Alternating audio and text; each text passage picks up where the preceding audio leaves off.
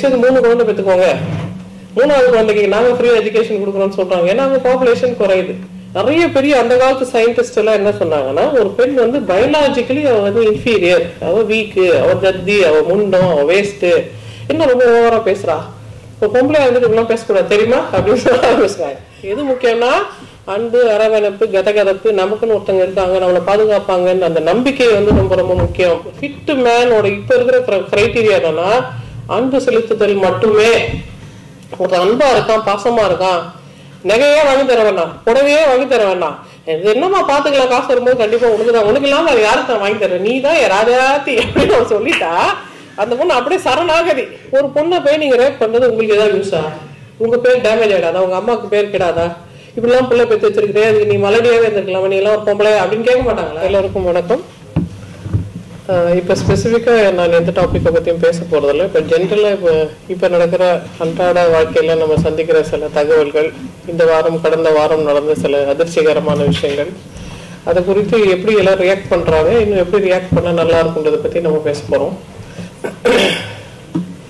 இப்போ இந்த பொள்ளாச்சி இன்சிடென்ட் நடந்த பிறகு அதுக்கு பலவிதமான எதிர்வினைகள் இருக்குது. அப்போ நிறைய பேர் சொல்கிறாங்க இப்போ 7 வருஷமாக நடந்துட்டுருக்கு. அது வெளியில் வந்த இன்ஃபர்மேஷன் என்னன்னா, யங் கேர்ள்ஸை இவங்க வந்து ரொம்ப மிரட்டி அச்சுறுத்துறது, வீடியோ எடுக்கிறது, இதெல்லாம் வெளியில் வந்த விஷயங்கள். வெளியில் வராத மற்ற விஷயங்கள் என்னென்னா, இன்னும் கொஞ்சம் வயதான பெண்கள் கூட, மிடில் ஏஜ் விமன் கூட இதில் இருந்திருக்காங்க. அவங்ககிட்ட தான் அவங்க பணம் பறிச்சிருக்காங்க. வீடியோ எடுத்து மிரட்டுறது, இந்த பெண்களை கமர்ஷியல் செக்ஸ்க்கு பயன்படுத்துறதெல்லாம் வந்து யங் கேர்ள்ஸ் கிட்ட அவங்க செய்திருக்கு. 2 டிஃப்ரெண்ட் ஸ்ட்ராட்டஜி செய்திருக்காங்க. அப்போ இது எதை குறிக்குது? இதுல என்ன பிரச்சனை நமக்கு வெளியே தெரிய வருதுன்னா, பேசிக்கலி ஒரு உமனை ஈக்குவலா பாக்குற அந்த கண்ணோட்டம் இந்த பாய்ஸ்க்கு இல்லை. அப்போ இந்த பாய்ஸ் எங்கிலேருந்து வந்தாங்க? இந்த பாய்ஸ் எப்படிப்பட்ட பாய்ஸ்? இங்க வானத்துலேருந்து திடீர்னு குதிச்ச பசங்க இல்லை. இங்க எப்படிப்பட்ட இடத்துல இருந்து வந்திருக்காங்க? நீங்க பாத்தீங்கன்னா அவங்க வளர்ந்த சூழ்நிலையே வந்து மேன் வந்து ஸ்பெஷல், மேன் வந்து இம்பார்ட்டன்ட். எந்த மாதிரி குடும்பம்னா கொஞ்சம் பணக்கார குடும்பம், பணம் இம்பார்ட்டன்ட், மேன் இம்பார்ட்டன்ட், ஜாதின்றது இம்பார்ட்டன்ட். இந்த மாதிரி ஒரு பேக்ரவுண்ட்ல இருந்து வந்த பசங்க தான் இதை செய்திருக்காங்க. அப்போ நெக்ஸ்ட் கேள்வி வருதுன்னா, இப்போ நல்ல குடும்பத்துல இருந்தானே வந்திருக்கீங்க, நீங்க படிச்சிருந்துருக்கணும்ல, பெண்கள் கிட்ட நட்பா இருந்திருக்கணும்ல, பெண்கள் சமமானவர்கள்ன்ற அந்த ஒரு எண்ணம் உங்களுக்கு வந்திருக்கணும்ல. அந்த எண்ணம் ஏன் உங்களுக்கு மட்டும் வராம போயிடுச்சு?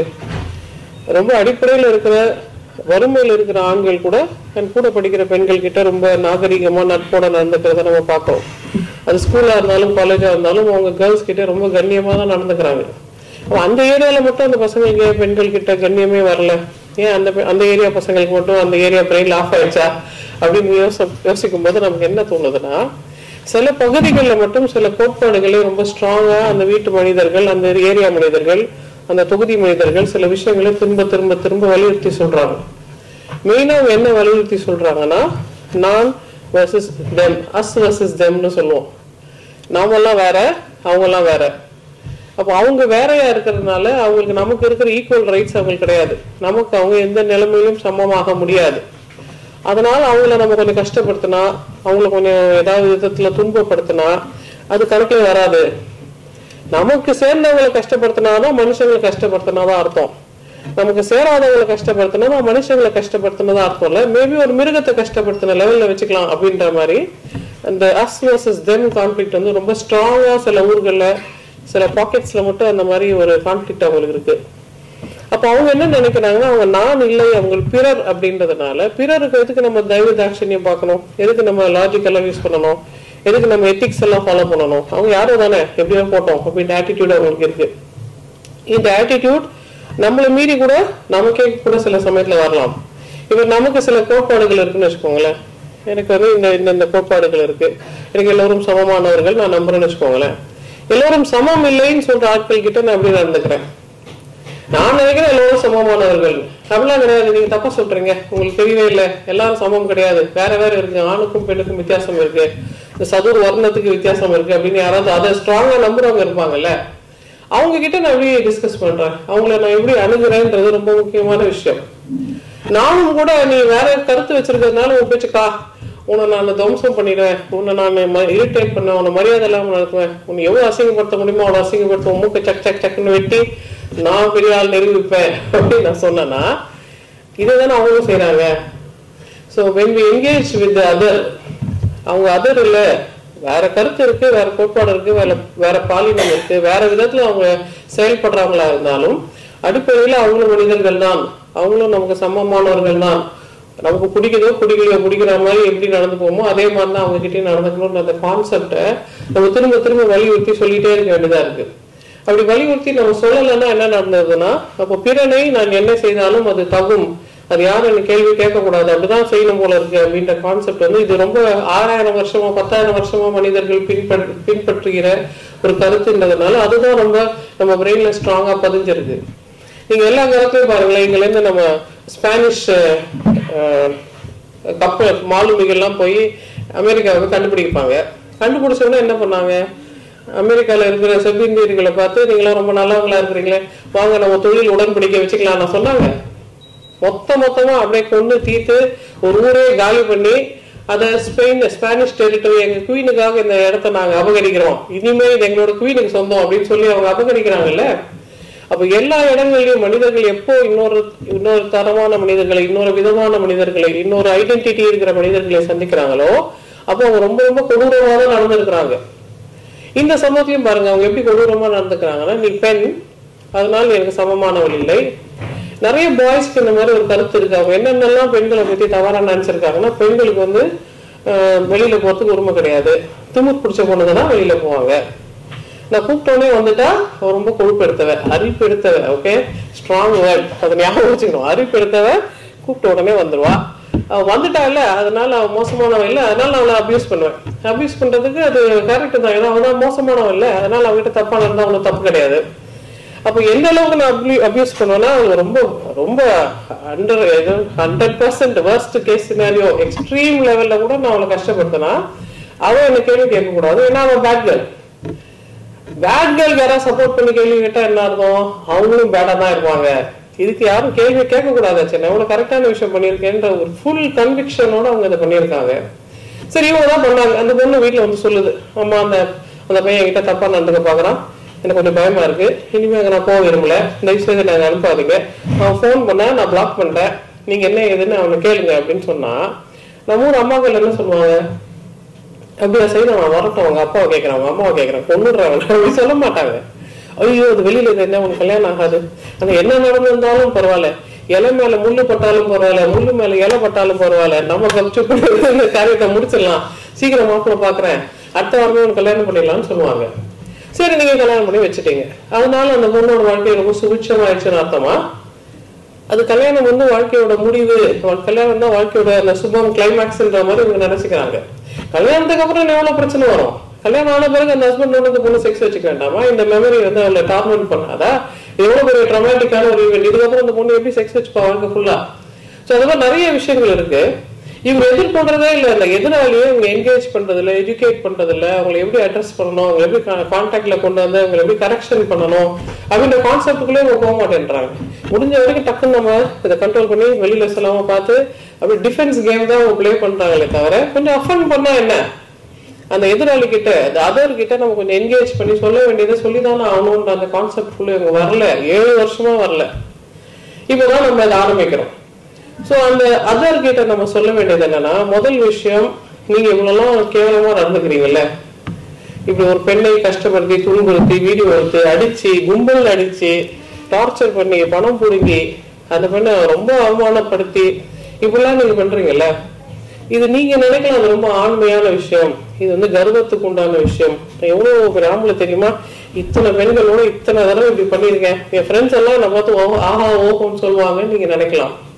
ஆனா இயற்கையோட கோட்பாடின்படி நீங்க ரொம்ப ரொம்ப மோசமான விஷயம் செய்திருக்கீங்க, இயற்கையோட ரூல் படி நீங்க பிளே பண்ணலன்றதுனால இந்த கேம்ல ஆக்சுவலி நீங்க அவுட் ஆயிட்டீங்க. அப்ப இயற்கையோட கேம் பிளான் என்ன, இந்த கேமோட ரூல்ஸ் என்ன, இயற்கை எப்படி இதை டிசைன் பண்ணிருக்கு அப்படின்றத நம்ம திரும்ப ஒரு தடவை யோசிக்க வேண்டியது இருக்கு.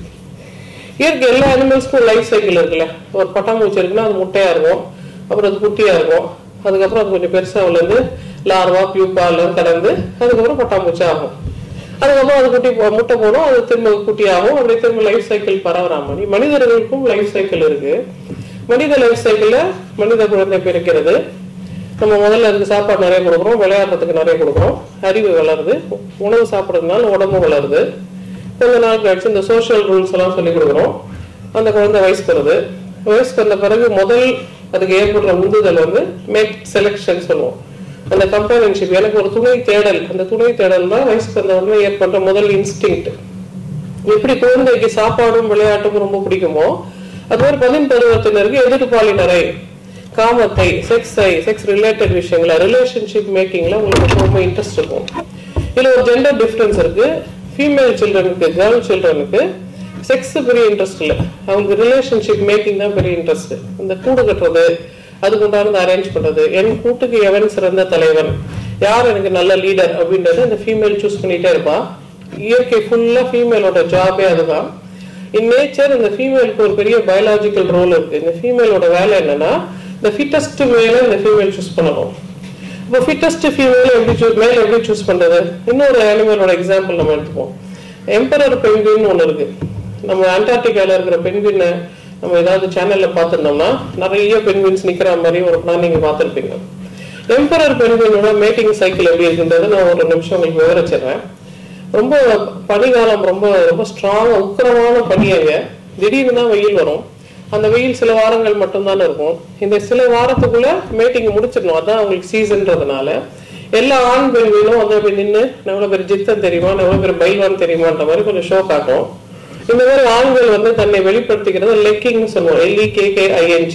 லெக்கிங்கிறது எல்லா அனிமல்ஸ்க்கும் இருக்கிற ஒரு காமனான பிஹேவியர். இந்த மேல் வந்து டிஸ்பிளே பண்ணும், நான் எவ்வளவு சுப்பீரியரான ஜெனட்டிக் மெட்டீரியல் வச்சிருக்க மேல் தெரியுமா அப்படின்றது டிஸ்பிளே பண்ணும். ஃபீமேல் வந்து இந்த லெக்கிங் மேல்ஸ் எல்லாம் பார்த்து எவன் கரெக்டா இருக்கும், எவன் நமக்கு ஃபிட்டஸ்ட், இந்த சீசன்ல எவன் ஃபிட் அப்படின்றது ஃபீமேல் சூஸ் பண்ணும். அப்போ இந்த ஃபீமேல் எம்பரஸ் பென்குயின் என்ன பண்ணும்னா குடுகுடு ஓடி வந்து இருக்கிறதுல நல்ல குண்டா இருக்கிற பென்குயின் மேல போய் மோதும். நிறைய பென்குயின்ஸ் மேல மோதிட்டு எவன் அதை பொறுத்த வரைக்கும் அந்த டைம்ல எது குண்டஸ்டா இருக்கிறானோ, எவன் முழுக்குன்னு இருக்கானோ அந்த மேல இந்த ஃபீமேல் சூஸ் பண்ணி ஒரு ஓரம் கட்டி 2 பேரும் செக்ஷுவல் இன்டிமேசியில் இருந்த பிறகு இந்த ஃபீமேல் ஒரே ஒரு எக்கை டெலிவர் பண்ணும். அந்த எக்கை டெலிவர் பண்ண உடனே அந்த எக்கை எடுத்து அந்த அப்பாவோட காலில் வச்சுட்டு அப்பாவோட ஃபெதர் எடுத்து ஃப்ரண்ட்ல அப்படி மூடி விட்டுட்டு எல்லா பென்குயின்ஸும், அண்டார்டிகால இருக்க அனைத்து பென்குயின்ஸும் அந்த கடல்ல குதிச்சு 3 மாசத்துக்கு சாப்பிடுற மிஷின் மாதிரி கட கட கட கட சாப்பிட்டுட்டே இருக்கும். இந்த 3 மாசத்துக்கு இந்த அப்பா பென்குயின் எல்லாம் 1000 பென்குயின்கள் அங்க நிக்குது அப்படின்னா அப்படியே நின்றுகிட்டே இருக்கும், நகரவே நகராது. கொஞ்சம் ஸ்லைட்டா நகர்ந்து என்ன டெம்பரேச்சர் கண்ட்ரோல் பண்ணோம்ல, உள்ள இருக்கிறது உஷ்ணமா இருக்கும், வெளியில இருக்கிறது ஜில்லுன்னு இருக்கும். அந்த மூமெண்ட்டை தவிர ஒரு மூமெண்டே இருக்காது. 3 மாசமும் இந்த அப்பா பென்குயின் அப்படியே தவம் இருந்து உண்ணாமல் உறங்காமல் அந்த கால் மேல இருக்கிற அந்த குட்டி எக்க இன்குபேட் பண்ணிக்கிட்டே இருக்கும். இன்குபேட் பண்ணிக்கிட்டே இருக்க காலத்துல 3 மாசம் முடிஞ்சிடும். இந்த அம்மா பென்குயின் எல்லாம் சேர்ந்து அந்த கடல்ல இருந்து வெளியில வரும், எல்லாம் ஸ்குவாக் பண்ணும். இந்த அப்பா பென்குயின் வேற, இது கடல்ல இருக்கு, இது சிட்டி சென்டர் ஆஃப் த அண்டார்டிகால இருக்கு, அந்த மேலும் ஸ்குவாக் பண்ணும். அந்த சவுண்ட் வச்சு இது ஜட்ஜ் பண்ணும், இது நம்மளோட மேட் தானே அப்படின்னு ரெக்கக்னைஸ் பண்ணி 3 மாசத்துக்கு முன்னாடி பார்த்தது, அதுவும் சில வாரங்கள் மட்டுமே பழகுனது, இது கரெக்டா ஐடென்டிஃபை பண்ணி இந்த ஃபீமேல் அங்க போயிடும். இந்த அப்பா காலில இருந்து அந்த பேபி சிக்கு எடுக்கும். சிக்கு வந்து ஒரு கசங்கி போன பென்குயின் மாதிரி இருக்கும், ரியல் பென்குயின் மாதிரி இருக்காது. அந்த ரியல் பென்குயினுக்கு உண்டான ஸ்கின் ஸ்ட்ரக்சர் அதுக்கு அப்ப இருக்காது. இந்த அம்மா அதுக்கு டபுள் டம்மி இருக்கு, 2 வயிறு இருக்கு. இந்த மேல் வயிறுல சேகரிச்சு வச்சிருந்த பால் அந்த பேபி கொடுத்த பிறகு அந்த பேபி மோல்ட் ஆகி பென்குயின் மாதிரி ஒரு ஷேப்புக்கு வரும். அதுக்குள்ள இந்த அப்பா போய் இந்த 3 மாசம் விரதத்தை முடிச்சுட்டு 1 வாரம் ஃபுல்லா கடலை குச்சி சாப்பிட்டுட்டு அவரோட அந்த கொடும் பசியை தீர்த்துட்டு திரும்ப வருவார். வந்துட்ட பிறகு அந்த அம்மா பென்குயினும் அப்பா பென்குயினும் நீந்துறது எப்படி, வேட்டையாடுறது எப்படி, என்னென்ன பண்ணணும், அண்டார்டிகால வாழ்றதுக்கு ஒரு பென்குயினுக்கு என்னென்ன வாழ்க்கை விதிகள் தெரியணும்ன்றதை இந்த 2ம் சேர்ந்து சொல்லித்தரும். அப்புறம் அடுத்த சீசனுக்கு அப்புறம் இந்த குட்டி திரும்ப மேட்டிங் பண்ண ஆரம்பிக்கும். இதுதான் பென்குயினுக்கு இருக்கிற மேட்டிங் சைக்கிள். இப்ப மனிதர்களுக்கும் எல்லா ஜீவராசிக்கும் அதே விதமான ரூல்ஸ் தான் நேச்சர்ல இருக்கு. நாம நினைக்கிறோம் நம்ம மனிதர் அதனால நமக்கு ஸ்பெஷல், நம்ம மிருகம் கிடையாது, நம்ம மனிதர் அப்படின்னு நம்ம நினைக்கிறோம். ஆனா இயற்கையில நான் ஒரு பயாலஜி ஸ்டூடெண்ட்னால ஒரு சயின்ஸ் பேக்ரவுண்ட்ல இருந்து வந்ததுனால நாங்க மனிதர்களை விலங்குகளா தான் இன்னும் கிளாசிஃபை பண்றோம். ஹோமோசேப்பியன் வந்து ஒரு பிரைமேட். நிறைய பேர் சொல்லுவாங்க ஹோமோசேப்பியனுக்கு வந்து ஆத்மா இருக்கு, 7வது அறிவு இருக்கு, 9வது அறிவு இருக்கு, அதனால அது வந்து மிருகம் கிடையாது, அதனால அது லொட்டு லூஸ்கெல்லாம் சொல்லுவாங்க. அதெல்லாம் ஒரு ஓரமா வச்சுக்கோங்க. இப்போதைக்கு அது மிருகம் தான். ஸோ எல்லா மிருகங்களுக்கும் இருக்க விதிதான் மனிதர்களுக்கும் இருக்குன்றப்போ இதே மாதிரி அம்மா அப்பா சேர்ந்து இருக்கணும்.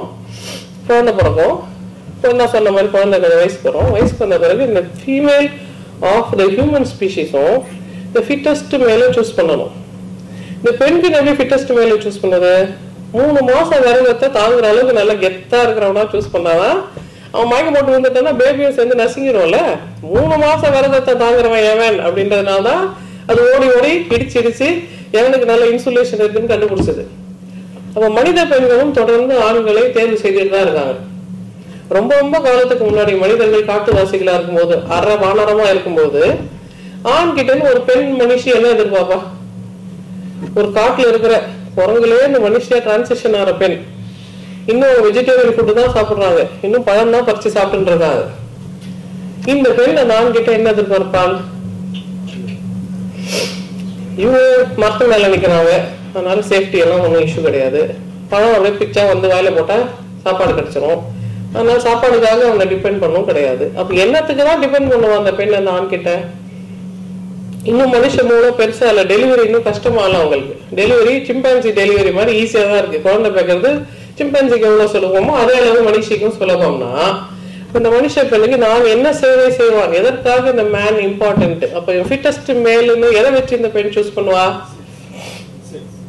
எவ்வளவு செக்ஷுவலி ஆக்டிவா இருக்கான், செக்ஷுவலி அந்த பெண் எவ்வளவு சந்தோஷமா வச்சிருக்கான்றதை பொறுத்து. சிம்பான்சி வந்து கொஞ்சம் பாலிகேமஸ். அது ஒரு சிம்பான்சி நிறைய மென்னோட செக்ஸ் வச்சுக்கும், நிறைய மென்னு நிறைய ஃபீமேலோட செக்ஸ் வச்சுப்பாங்க. இது சிம்பான்சியோட லைஃப் ஸ்டைலுக்கு ரொம்ப பொருத்தமானது. ஏன் இந்த ஸ்ட்ராட்டஜி சிம்பான்சிக்கு பொருத்தமானதுன்னா, இந்த மேல் சிம்பான்சி சம்டைம்ஸ் அக்ரெசிவ் ஆயிடும். அக்ரெசிவ் ஆயிடுச்சுன்னா அந்த ஃபீமேல் கையில இருக்கு பேபி தூக்கி மக்கள் நொட்டு கீழே போட்டுரும். அப்ப இந்த ஃபீமேல் என்ன பண்ணுது, அது ஒருவேளை உன் குழந்தையா இருக்கணும்ன்ற எண்ணம் உனக்கு வரணும்ல, அந்த ஏரியால இருக்க எல்லா மேல்ஸோடய இந்த ஃபீமேல் மேட் பண்ணிடும். அப்ப மேல்ஸ் வந்து உஷாரா இருக்கும், இது நம்ம குழந்தையா இருந்ததுன்னா சரி சரி இதை ஓரமா வச்சுட்டு அப்புறம் நம்ம பேசுவோம் அப்படின்னு சொல்லிட்டு. இந்த male is more considerate to the பேபின்றதுனால அந்த சிம்பான்சி லைஃப் ஸ்டைலுக்கு அது ரொம்ப சர்வைவலுக்கு ஃபிட்டான ஒரு ஸ்ட்ராட்டஜி. நம்ம இப்ப இருக்கிற பாயிண்ட் ஆஃப் வியூல இருந்து யோசிச்சு பார்த்தா அந்த பொம்பளை சிம்பான்சிலாம் மோசமானதுங்க, அறுப்பெடுத்ததுங்க, எல்லா ஆம்பளையோட போதும் அப்படின்னு நம்ம சொல்லுவோம். அந்த சிம்பான்சி அருவு கிட்ட முண்டோம், குழந்தை உயிரோட இருக்கணும்னா யாரு ஃபாதர்னு தெரியாம ஒரு பயத்துல இருந்தாலும் பெட்டர் அப்படின்றது சிம்பான்சியோட லாஜிக். அவங்க வாடுற சூழ்நிலை என்ன லாஜிக்னு அவங்க தானே டிசைட் பண்ணோம். நம்ம 2019 உட்காந்து சிம்பான்சி லைஃப் ஸ்டைலை பத்தி கமெண்ட் அடிக்க முடியும், ஜட்ஜ் பண்ண முடியாது இல்லையா? சோ ஆரம்பத்துல மனிதர்கள் இதே பாலிசியில பெண்கள் ஆண்கள் எவ்வளவு கல்வியில் தேர்ச்சி கொண்டாங்களோ அவங்களோட தான் செக்ஸ் வச்சுட்டு இருந்தாங்க. ஈவன் நான் நிறைய ட்ரைபல் பாப்புலேஷன்ல அங்க இருக்கிற மென் என்ன பண்றாங்கன்னா, அவங்களோட அந்த பீனஸோட ஃபோர் ஸ்கின்ல அந்த சன்னத்தோட ஸ்கின் மென்மையான ஸ்கின் இருக்குல்ல, சின்ன சின்ன கல் எடுத்துட்டு அதுல அழகா ஒரு மார்க் மாதிரி பண்ணி ரிட்ஜஸ் வர மாதிரி கொஞ்சம் நீட் கொஞ்சம் வெளியில தூர்த்திட்டு இருக்க மாதிரி ஒரு டிசைன் பண்ணிக்கிறாங்க அவங்க பீனஸ்ல. எதுக்காக இந்த காட்டுவாசிகள் இந்த மாதிரி டிசைன் பண்ணிக்கிறாங்க பீனஸ்ல? Can you guess that? நம்ம ஊர் டாக்டர் காண்டம் லூப்ரிகேட்டட் காண்டம் யூஸ் பண்றாங்களே, அவங்க நேச்சுரலாவே உருவாக்கிங்க ரிச்டு பீனிஸ் உருவாக்குறாங்க. ரிச்டு பீனிஸ் இருந்தா அந்த ஒவ்வொன்றுக்கு நிறைய ஆர்காசம் வரும், நிறைய ஆர்காசம் வந்தா அந்த ஒவ்வொன்னோட நிறைய டைம் ஸ்பெண்ட் பண்ணுவா, நிறைய டைம் ஸ்பெண்ட் பண்ணா நிறைய குட்டி பிறக்கும். எவன் நிறைய குட்டி போகிறானோ அவன் தான் Jitan. Does it make sense? That's how நேச்சர்ல அப்படிதான் it makes sense. ஒரு அனிமல் வந்து சக்சஸ்ஃபுல்லா இருக்கா தோத்து போயிடுச்சான்றது எத்தனை குட்டின்றதை வச்சுதான் கண்டுபிடிப்போம். இப்ப சிங்கம் ஜெயிச்சிச்சா பழச்சிச்சா சர்வைவலா இல்ல எக்ஸ்டிங்டான்னு எதை வச்சு கண்டுபிடிப்போம்? எத்தனை சிங்கம் இருக்குன்றத நம்பர் எண்ணுவோம். நிறைய சிங்கங்கள் இருந்தா ஒன்னும் பிரச்சனை இல்லை, அது சாதாரண ஜீவராசி. கொஞ்சமா இருந்ததுன்னா என்டேஞ்சர்ட் ஸ்பீஷிஸ், எண்ணிக்கையே இல்லைன்னா எக்ஸ்டிங்க்ட் ஸ்பீஷிஸ் அப்படின்னு நம்ம கணக்கெடுறது வந்து எத்தனை குட்டி இருக்குன்றதை வச்சுதான். அதனால இன்னைக்கும் பல நாடுகள்ல growth rate குறைஞ்சிச்சுன்னா ஒண்ணு பயந்துட்டு நிறைய குழந்தை பெத்துக்கோங்க, நாங்க உங்களுக்கு நிறைய சலுகைகள் தரோம், குழந்தை பெத்துக்கோங்கன்னு சொல்றாங்க. ஜெயின் லேடிஸ தயவுசெய்து 3 குழந்தை பெத்துக்கோங்க, 3வது குழந்தைக்கு நாங்க ஃப்ரீ எஜுகேஷன் கொடுக்குறோம்னு சொல்றாங்க. ஏன்னா அவங்க பாப்புலேஷன் குறையுது. ஸோ அதே லாஜிக் படி அந்த காலத்துல பெண்கள் ஆண்களை வெறும் கலவியல் அவனோட சுவாரஸ்யத்தை வச்சு அவன் எவ்வளவு ரொமான்டிக்கா இருக்கிறான்றதை வச்சுதான் இந்த சோஸ் மேல். அப்போ அந்த டைம்ல இந்த ஃபிட்டஸ்ட் மேல் அப்படின்னா செக்ஸியஸ்ட் மேல் தான் ஃபிட்டஸ்ட் மேல். அப்ப இதுல ஒரு பெரிய உடல் மாற்றம் மனித ஆண்களுக்கு வந்தது. Can you even guess what that is? உலகத்திலே மனித ஆண்களுக்கு மட்டும்தான் பீனல் போன் அப்படின்ற பேக்குலம் கிடையாது. மற்ற எல்லா அனிமல்ஸ்க்கும் நம்ம க்ளோசஸ்ட் ரிலேட்டிவ் சிம்பான்சிஸ் கூட பீனஸ்குள்ள ஒரு போன் இருக்கு. அந்த போன் இருக்கிறதுனால தான் அந்த அனிமல்ஸ்க்கு எரெக்ஷனே வருது. ஆனா மனித ஆண்களுக்கு மட்டும் பேக்குலமே இல்லாம எரெக்ஷன் வருது. ஏன் பேக்குலமே இல்லாம எரெக்ஷன் வருதுன்னா வெறும் பிளட் சப்ளை வச்சு எரெக்ஷன் வருது. இந்த லோகத்திலேயே வெறும் பிளட் சப்ளை வச்சு எரெக்ஷன் வர ஒரே ஜீவராசி மனித ஆண். ஏன் அப்படி அவன் செலக்ட் செய்யப்பட்டான்? அந்த நேச்சுரல் செலெக்ஷன், இந்த செக்ஷுவல் செலெக்ஷன்ல உமன் எப்படி போன்லெஸ் மேனை சூஸ் பண்ணா? போன்லெஸ் மேனை சூஸ் பண்ணதுல அவன் ஃபிட்னஸ் எப்படி கண்டுபிடிக்கிறா? அவனுக்கு பிபி இருந்தா வராது, சுகர் இருந்தா வராது, ஸ்ட்ரெஸ் இருந்தா வராது, வேற ஏதாவது மன ரீதியான உடல் ரீதியான பிரச்சனை இருந்தா விரைப்புத்தன்மை ஏற்படாதுன்னா அதை வச்சு எக்ஸ்க்ளூட் பண்ணிக்கலாம்ல. ஏமா ஃபிட்டஸ்ட் மேலும் கண்டுபிடிக்கிறது ரொம்ப ஈஸி ஸ்ட்ராட்டஜியா அது இருந்தது. அதுக்கப்புறம் அந்த காலத்துல குரங்குல இருந்து மனிதர்கள் ஆயிட்டாங்க. இன்னும் அடுத்த ஒரு மேபி ஒரு 50,000 years ஆயிடுச்சுன்னு வச்சுக்கோங்களேன். அதுக்கப்புறம் எவல்யூஷன்ல சேஞ்சஸ் வருது. அப்போ ஆணும் பெண்ணும் எப்படி குழந்தை பிறக்குதுன்னு தெரியல. குழந்தை பிறக்குது, அவங்க நினைச்சுக்கிறாங்க மூதாதையரோட ஆவி இந்த பெண்ணோட உடம்புல போய் எப்படி குழந்தையா வந்து பிறந்தது, தாத்தா மாதிரி மூக்கு இருக்கு, பாட்டி மாதிரி கண்ணு இருக்கு அப்படிலாம் யோசிக்கிறதுனால குழந்தை எப்படி பிறந்ததுன்னு லாஜிக் அவங்களுக்கு தெரியாது. ஏன்னா 9 மாசம் கழிச்சு பிறகுது. அந்த டைமுக்கு இந்த டைமுக்கு என்ன கனெக்ஷன்றது அந்த பிரெயினுக்கு, அந்த காலத்து ஏர்லி ஹியூமன் பிரெயினுக்கு அது தெரியாது. ஸோ அவங்க பெண் ரொம்ப ஸ்பெஷல், பெண் தான் கடவுள், பெண் தான் தெய்வம். இங்கேயும் நம்ம விழுப்புரத்துல பாத்தீங்கன்னா ஒரு பெரிய பெண் கடவுளோட சிலை இருக்கு. வெறும் அவங்களோட பியூபிக் போனை மட்டும் சிலையா வடிச்சு கும்பிடுறாங்க. ஸோ அது மாதிரி அந்த காலத்துல எல்லாம் ரொம்ப கற்கால மனிதர்கள் பெண்களை தான் வழிபட்டாங்க. ஏன்னா பெண்கள் வந்து ரொம்ப ஸ்பெஷல். இது எப்படி உயிர் வந்ததுன்னே தெரியல, இவர்கிட்ட தான் வருது. அப்போ உயிர் வர எல்லாத்தையும் அவங்க பெண்கள் தான் நினைச்சாங்க. இப்போ ஒரு நதி உயிர் உள்ளது இல்லையா, அதுல மீன் இருக்கு, ஆனாதான் நதிகளை பெண்கள்னு சொல்றாங்க. ஒருவேளை நதியில இருந்து நெருப்பு வருதுன்னு வச்சுக்கோங்களேன், அதை பெண் சொல்ல மாட்டாங்க, அது ஆண், அது மலை, அது வால்கனோ, அது ஃபிஜி காட் அப்படின்னு சொல்றது வந்து ஆணை கும்பிடுவாங்க. அதுல இருந்து உயிர் வந்தா மட்டும்தான் அது பெண்ணுன்னு சொல்லுவாங்க. அப்ப அந்த காலத்துல பெண் தான் கடவுள், தாய் வழிபாடு இருந்தது. அப்ப பெண் என்ன சொன்னாலும், அந்த அம்மா ஸ்தானத்துல இருக்க பெண் என்ன சொன்னாலும் கேட்பாங்க. மனைவி ஸ்தானத்துல இருக்கோன்னு சொன்னா கேட்க மாட்டாங்க. அம்மா ஸ்தானத்துல இருக்க பெண் சொன்னால் இன்னும் கேட்பாங்க. ஸோ அந்த டைம்ல இருந்த ஸ்ட்ராட்டஜிஸ், அதுக்கு பின்னாடி இருக்க லாஜிக் இது. அதுக்கப்புறம் கொஞ்சம் மனிதர்கள் அடுத்த ரெவல்யூஷனரி ஸ்டேஜுக்கு வரும்போது குழந்தை எப்படி பிறந்ததுன்னு தெரியாதனால, குழந்தை யாருக்கு பிறந்ததுன்னு தெரியாதனால குழந்தைகள் எல்லாம் அம்மாவுக்கு சொந்தமா இருந்தாங்க. அப்ப நாடோடி வாழ்க்கையில ஒரு பெண் இன்னொரு இடத்துக்கு இடம் பெயர்க்கிறாள் அப்படின்னா குழந்தையோட கிளம்பி வருவாங்க. அப்ப யாரை நம்பி வருவாங்க? எவன் நல்லா வேட்டையாடி எவன் நிறைய சாப்பாடு கொண்டு தரானோ அவனோட தான் அவங்க கிளம்பி போவாங்க. அவங்க இந்த குழந்தைக்கு அப்பாவா இருக்கணும்னு அவசியம் கிடையாது. எந்த மேன் நமக்கு நல்லா ப்ரொவைட் பண்றானோ முதல்ல அவனோட போய் ஒழுங்கா நம்ம செட்டில் டவுன் ஆகலாம் அப்படின்ற மாதிரி அவங்க யோசிச்சாங்க. அதுக்குள்ள இப்ப என்ன பெரிய சேஞ்ச் வந்துருச்சுன்னா, இந்த மனுஷி வந்து குரங்குல இருந்து மனிதரா நம்ம டிரான்சிஷன் ஆகும்பொழுது குழந்தையோட தலையோட சைஸ் பெருசாயிட்டே போகுது. மனித குழந்தைகள் ஈவன் நவ் இப்ப கூட 1 வருஷம் அட்வான்ஸா பிறந்துருவாங்க. எப்படி அவங்க 1 வருஷம் அட்வான்ஸா பிறக்கிறாங்கன்னு நம்ம கண்டுபிடிக்கிறோம்னா, பிறந்த குழந்தை தலையை நீங்க தொட்டு பாருங்களேன், போன் இருக்காது, சாஃப்டா இருக்கும், அங்கங்க கேப் நிறைய இருக்கும். அது வழியாதான் அந்த குழந்தை அந்த சின்ன கேப் வழியா என்டர் ஆகி வெளியில வர்றதுக்கு காரணம் அந்த போன் அப்படியே ஃபிளெக்சிபிளா அது இப்படி க்ளோஸ் ஆகி ஓப்பன் ஆகி அது ஏதோ அட்ஜஸ்ட் பண்ணிட்டு டெலிவரி ஆயிடும். இப்போ ஒரு சிம்பான்சியோட பெல்விக் போன் இவ்வளவு பெருசுனா பேபி சிம்பான்சியோட தலை இவ்வளவு பெருசுதான். இவ்வளவு ஸ்பேஸ் இருக்கு, கொஞ்சம் கஷ்டம் இல்லாம அந்த குழந்தை பிறந்துரும். ஆனா ஹியூமன் பெல்விக் சைஸ் இவ்வளவு, பெல்விக் இன்லெட்டோட சைஸ் இவ்வளவுனா குழந்தை சைஸ் தலையும் இவ்வளவுதான். அப்ப உள்ள மாட்டிக்கிறதுக்கு உண்டான சான்சஸ் ரொம்ப ரொம்ப அதிகம். சிசேரியன் எல்லாம் வரதுக்கு முன்னாடி அந்த முதல் பிரசவம் வந்து மறு ஜென்மம் எல்லாம் சொல்லுவாங்கல்ல, ஏன்னா அது 13 வயசுல குழந்தை பிறக்கும். அந்த பொண்ணு குழந்தை தலை மாட்டிக்கிச்சுன்னா டெலிவரி ஆகாது. ஒண்ணு குழந்தை செத்து போயிடும், இல்ல அம்மா செத்து போயிடுவாங்க, இல்ல 2 பேரும் செத்து போயிடுவாங்க. அதுக்கப்புறம் நம்ம கோழி வெட்டி முதல் பிரசவத்துல செத்து போன நம்ம குலதெய்வம் அம்மா சாமி கும்பிட்டுக்கோங்க, அடுத்த பிரசவத்துல உனக்கு ஒன்றும் பிரச்சனை இல்லாம இருக்கும், நம்ம கதையெல்லாம் சொல்லி அதை முடிச்சிடுவோம். ஸோ அந்த காலத்துல ஒரு பெண்ணுக்கு அந்த பிரசவம்ன்றது ரொம்ப சிக்கலானப்போ பிரசவம் முடிஞ்சிருச்சு, அநேகமா அடி கிழிஞ்சுதான் குழந்தை பிறக்கும். ஈவன் நவ் நாங்க ஒரு தையல் போட்டு நாங்களே கட் பண்ணி நாங்களே நீட்டா ஒரு தையல் போடல, வீட்டுல டெலிவரி ஆகிற பொம்பளைங்களுக்கு எப்படிதான் கிழியுதுன்னு தெரியாது, தாறுமாறா கிழிஞ்சு வருவாங்க. நாங்க அப்புறம் தையல் போட்டு எல்லாம் செட் பண்ணி அவங்க ஏஞ்சி உட்காரத்துக்கே 10 நாள் ஆயிடும். அவங்க ஒழுங்கா நடக்கிறதுக்கு, வலி இல்லாம நடக்கிறதுக்கு 1 மாசம் ஆயிடும். அவங்க நார்மல் செக்ஷுவல் லைஃப் வரதுக்கு 2-3 வருஷம் கூட ஆயிடலாம். இவ்வளவு பெயின் ஒரு உமன் அண்டர்கோ பண்றாங்கன்னு மேனுக்கு தெரியாது. அவரை பொறுத்தவரைக்கும் டவல்ல சுத்தி ஒரு பேபியை கொடுத்தாங்க, ரொம்ப அழகா இருக்குதே சந்தோஷம் அப்படின்னு சொல்லிடுவாங்க. அதுக்கு எவ்வளவு அண்டர்கோ பண்ணா இந்த லேடின்றது அவங்களுக்கு தெரியாது. சோ இந்த லேடி இவ்வளவு அண்டர்கோ பண்ணி குழந்தை சைஸ் பெருசாது, என்ன குழந்தைக்கு அறிவு அதிகமாயிடுச்சு, இந்த மூளை மண்டவோட கொஞ்சம் வேற விதமா ஆர்கனைஸ் ஆயிடுச்சுன்றதுனால இப்போ அவங்க குரங்கா இல்லை, இப்ப மனிதர்கள் ஆயிட்டாங்க, தலை சைஸ் பெருசாயிடுச்சு. இப்போ இந்த லேடி டெலிவரிக்கு அப்புறம் வேட்டைக்கு போக முடியாது, பழம் பறிச்சு சாப்பிட முடியாது, மரத்து மேல ஏற முடியாது. ஏன் மரத்து மேல ஏற முடியாதுன்னா சிம்பான்சிங்களுக்கு உடம்புல நிறைய முடி இருக்கும். பேபி அம்மாவை ஈஸியா பிடிச்சிக்கலாம், மனித பெண்ணுக்கு உடம்புல முடி கிடையாது, அம்மாவை டைட்டா பிடிக்க முடியாது. இதுக்கு பின்னாடி இன்னொரு கதை இருக்கு. மனித பெண்ணுக்கு ஏன் உடம்புல முடி இல்லை அப்படின்றதுக்கும் ஒரு கதை இருக்கு. ஏன்னா மனித பெண்ணுக்கு நான் ஏற்கனவே சொன்ன மாதிரி அவங்க ஃபர்ஸ்ட் ஸ்டேஜ் ஆஃப் ஹியூமனிட்டியில செக்ஷுவல் செலெக்ஷன் எப்படி நடந்ததுன்னா ஆர்காஸ்மிக்காக தான் அவங்க செலக்ட் பண்ணாங்க. அப்ப இந்த பெண்ணுக்கு ஆர்காசம் வரணும்னா உடம்புல முடி இருக்கக்கூடாதுல்ல, முடி நிறைய இருக்கிற அனிமலுக்கு பெருசா ஒன்றும் சென்சேஷன் வராதுல்ல. அதனால அவங்க உடம்புல இருக்கிற அவங்க எலும்பை இழந்த மாதிரி இந்த பெண் அவங்க உடம்புல இருக்கிற ரோமங்களை இழந்தார்கள். அதனால அவங்க செக்ஸ் லைஃப் நல்லா இருந்தது. ஆனா குழந்தை பற்றிக்கிறதுக்கு பிடிச்சிக்கிறதுக்கு ஒண்ணும் இல்லைன்றதுனால இந்த குழந்தை கையில பிடிச்சிக்கணும், இல்ல மடியில வச்சுக்கணும், உட்கார்ந்து இருக்கணும். இந்த பொண்ணுக்கு சாப்பாடு யாரு கொடுப்பா?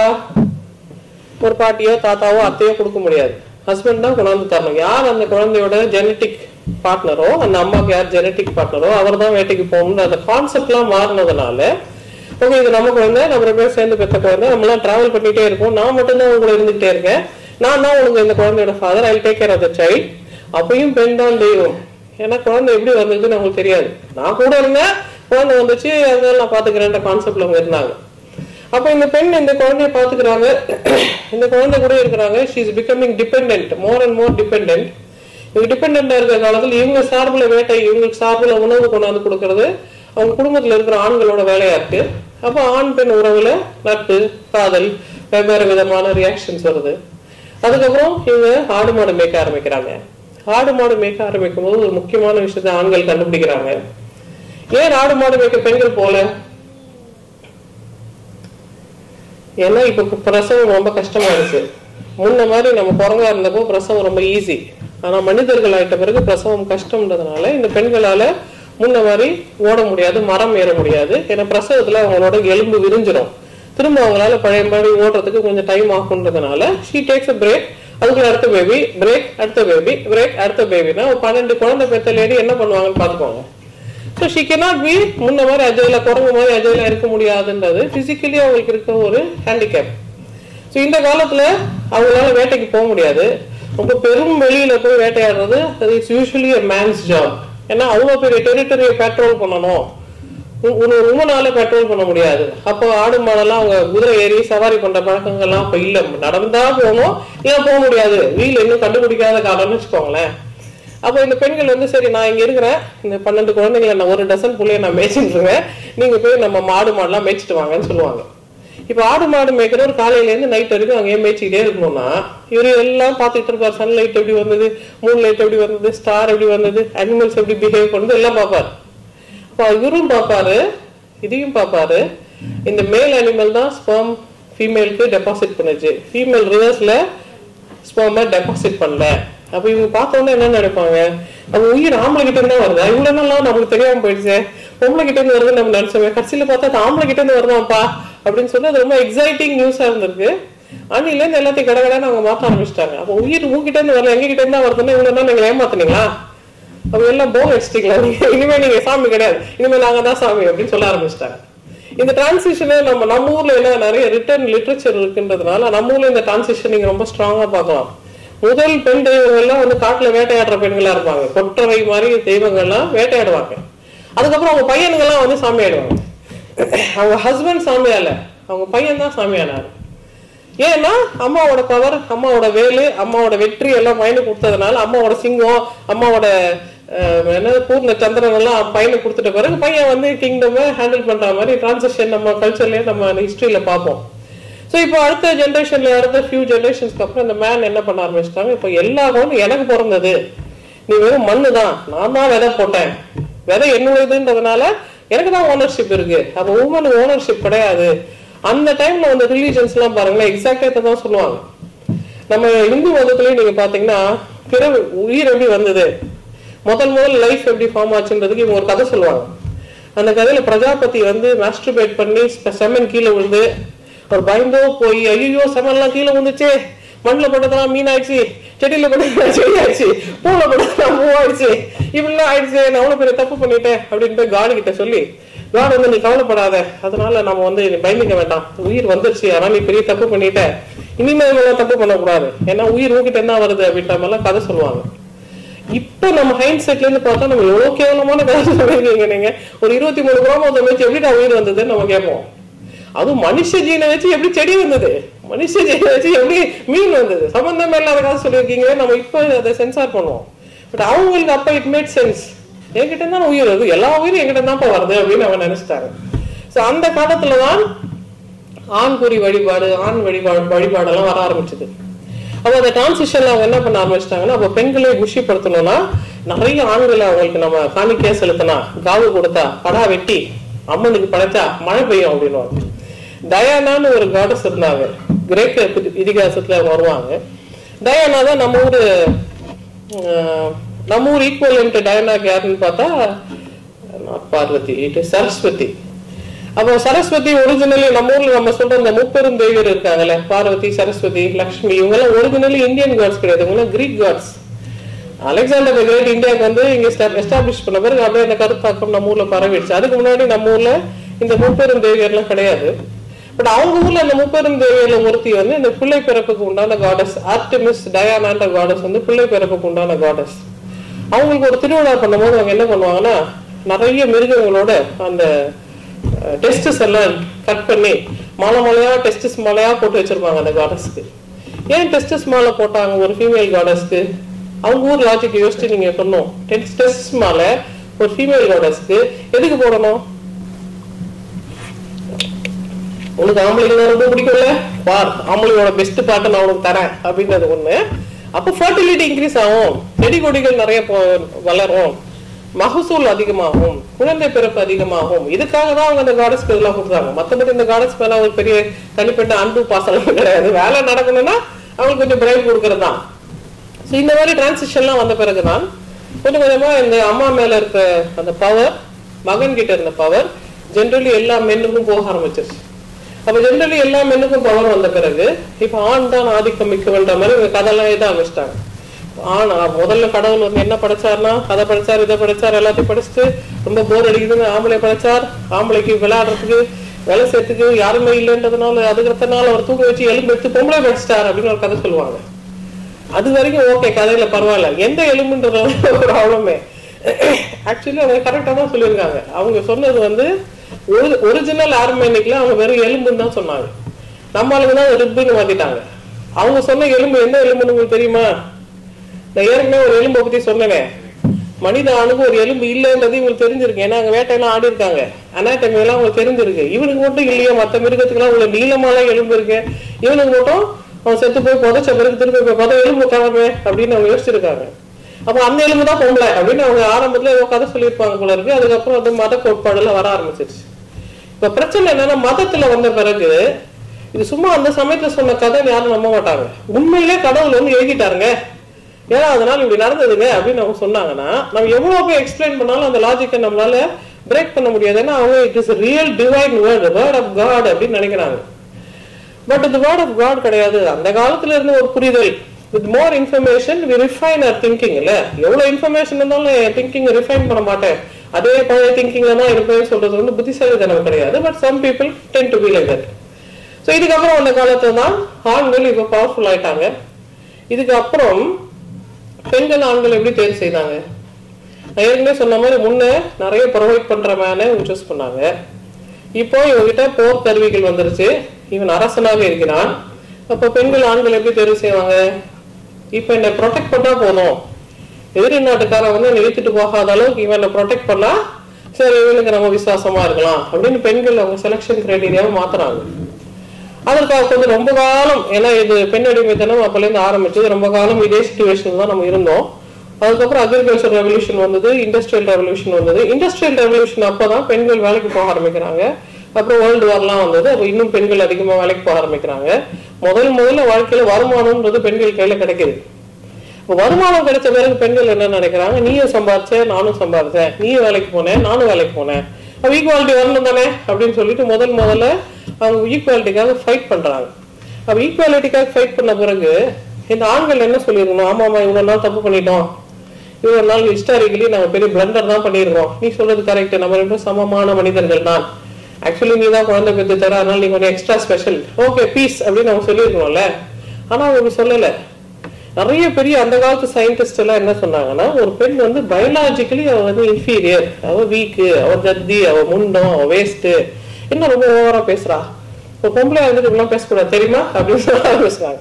இதுல பட்டியல்ல முதல்ல வர்றது யாருன்னா எராஸ்மஸ் டார்வின் அப்படின்னு ஒரு சயின்டிஸ்ட். டார்வின் சார்ல்ஸ் டார்வினோட கசின் அவர் தான் முதல்ல அந்த மண்டையோட எல்லாம் ஸ்டடி பண்ணி ஆண் மண்டையோட விட பெண் மண்டையோட சின்னதாக இருக்கிறது. அப்படின்னா அவளுக்கு பிரெயின் கெப்பாசிட்டி கொஞ்சம் சின்னது. இது சின்னூண்டு பிரெயின் வச்சு நீ எப்படி படிக்கலாம்? மூளை கலங்கிடாது உனக்கு, படிக்கலாம் போகக்கூடாது அப்படின்னு சொன்னாரு. ஆனா இன்னைக்கு நமக்கு தெரியும் it is not the capacity. எவ்வளவு வால்யூம்ன்றது முக்கியம் இல்லை, எவ்வளவு கனெக்டிவிட்டின்றதான் முக்கியம். அப்போ மேல் பிரெயினோட ஃபீமேல் பிரெயினுக்கு கனெக்டிவிட்டி அதிகம்ன்றதுனால அது சின்ன சைஸா இருந்தா கூட எஃபிஷியண்டா தான் வேலை செய்யும். ஆக்சுவலா ஆண் பிரெயினோட அந்த சில ஏரியாஸ்ல இன்னும் மோர் எஃபிஷியண்டா வேலை செய்யுன்றது இப்ப தெரியும். ஆனா அப்ப எல்லாரும் அதை நம்பிட்டாங்க. அப்ப எல்லாரும் என்ன சொன்னாங்க, பெண் குழந்தை படிக்க கூடாது, பெண் குழந்தை புத்தகத்தை தொடக்கூடாது, பைபிள கூட பெண்கள் தொடக்கூடாது. நம்ம நினைக்கிறோம்ல நம்ம கீதையெல்லாம் பெண்கள் தொடக்கூடாது அப்படின்னு, பைபிள கூட பெண்கள் தொடக்கூடாது. ஏன் தொடக்கூடாது? ஏன்னா பீரியட்ஸ் எல்லாம் வருது, டர்ட்டி கேர்ள்ஸ், அவங்க போய் புனிதமான புக்கெல்லாம் தொடலாமா, இவ்வளவு தப்பான காரியம் அப்படின்னு சொல்லிட்டு இந்த மென்ஸ்ட்ரேஷனை பத்தியும் அவ்வளவு பெரிய டேபு, நிறைய டேபு அவங்களுக்கு. ஆண் விந்து வெளியேறினா டேபு, மென்சஸ் வந்தா டேபு, உடம்புல இருந்து எது வெளியேறினாலும் டேபு, குழந்தை பெற்றா டேபு, ஆண் குழந்தை பெற்றா பெரிய டேபு, பெண் குழந்தை பெற்றா அதை விட பெரிய டேபு அப்படின்னு எல்லாமே டேபு டேபு பியூரிட்டி பியூரிட்டின்னு சொல்லி ரொம்ப பயந்து போய் மிரண்டு போயிருக்காங்க. ஆனா அதுக்கப்புறம் நிறைய அறிவியல் ரீதியான கண்டுபிடிப்புகள் வந்த பிறகு அந்த கிரெகர் மெண்டல் ஒரு பேர் கேள்விப்பட்டிருப்பீங்கல்ல. கிரெகர் மெண்டல் வந்து ஒரு சர்ச் ஃபாதர். அவருக்கு போர் அடிக்குதுன்னு சொல்லிட்டு அந்த காலத்துல ஃபாதர்கள் புதுசு புதுசு விஷயம் கண்டுபிடிப்பாங்க. நிறைய கண்டுபிடிப்புகள் பண்ணவங்கலாம் ஃபாதர்கள். அதுக்கு முன்னாடி சமண துறவிகள், ஆசீர்வாத துறவிகள், புத்த துறவிகள் எல்லாம் சும்மா இருக்கிறதுனால அந்த பிரெயினை யூஸ் பண்ணி அந்த போர்டமை கழிக்கிறதுக்காக அவங்க புது புது விஷயங்கள் கண்டுபிடிக்கிறாங்க. இப்ப கிரெகர் மெண்டல் என்ன கண்டுபிடிச்சாருன்னா, ஒரு தலைமுறைக்கு இன்னொரு தலைமுறைக்கு பரவுறதுக்குன்னு சில பொருட்கள் இருக்கு. அதுக்கு பொருள் என்ன பொருள்னு அவர் பேர் சொல்ல, அதுக்கு பேர் ஜீனு, ஹெரிடிட்டரின்ற பேர்னா அவருக்கு தெரியல. ஏதோ ஒண்ணு ஒரு தலைமுறையில இருந்து இன்னொரு தலைமுறைக்கு போகுது.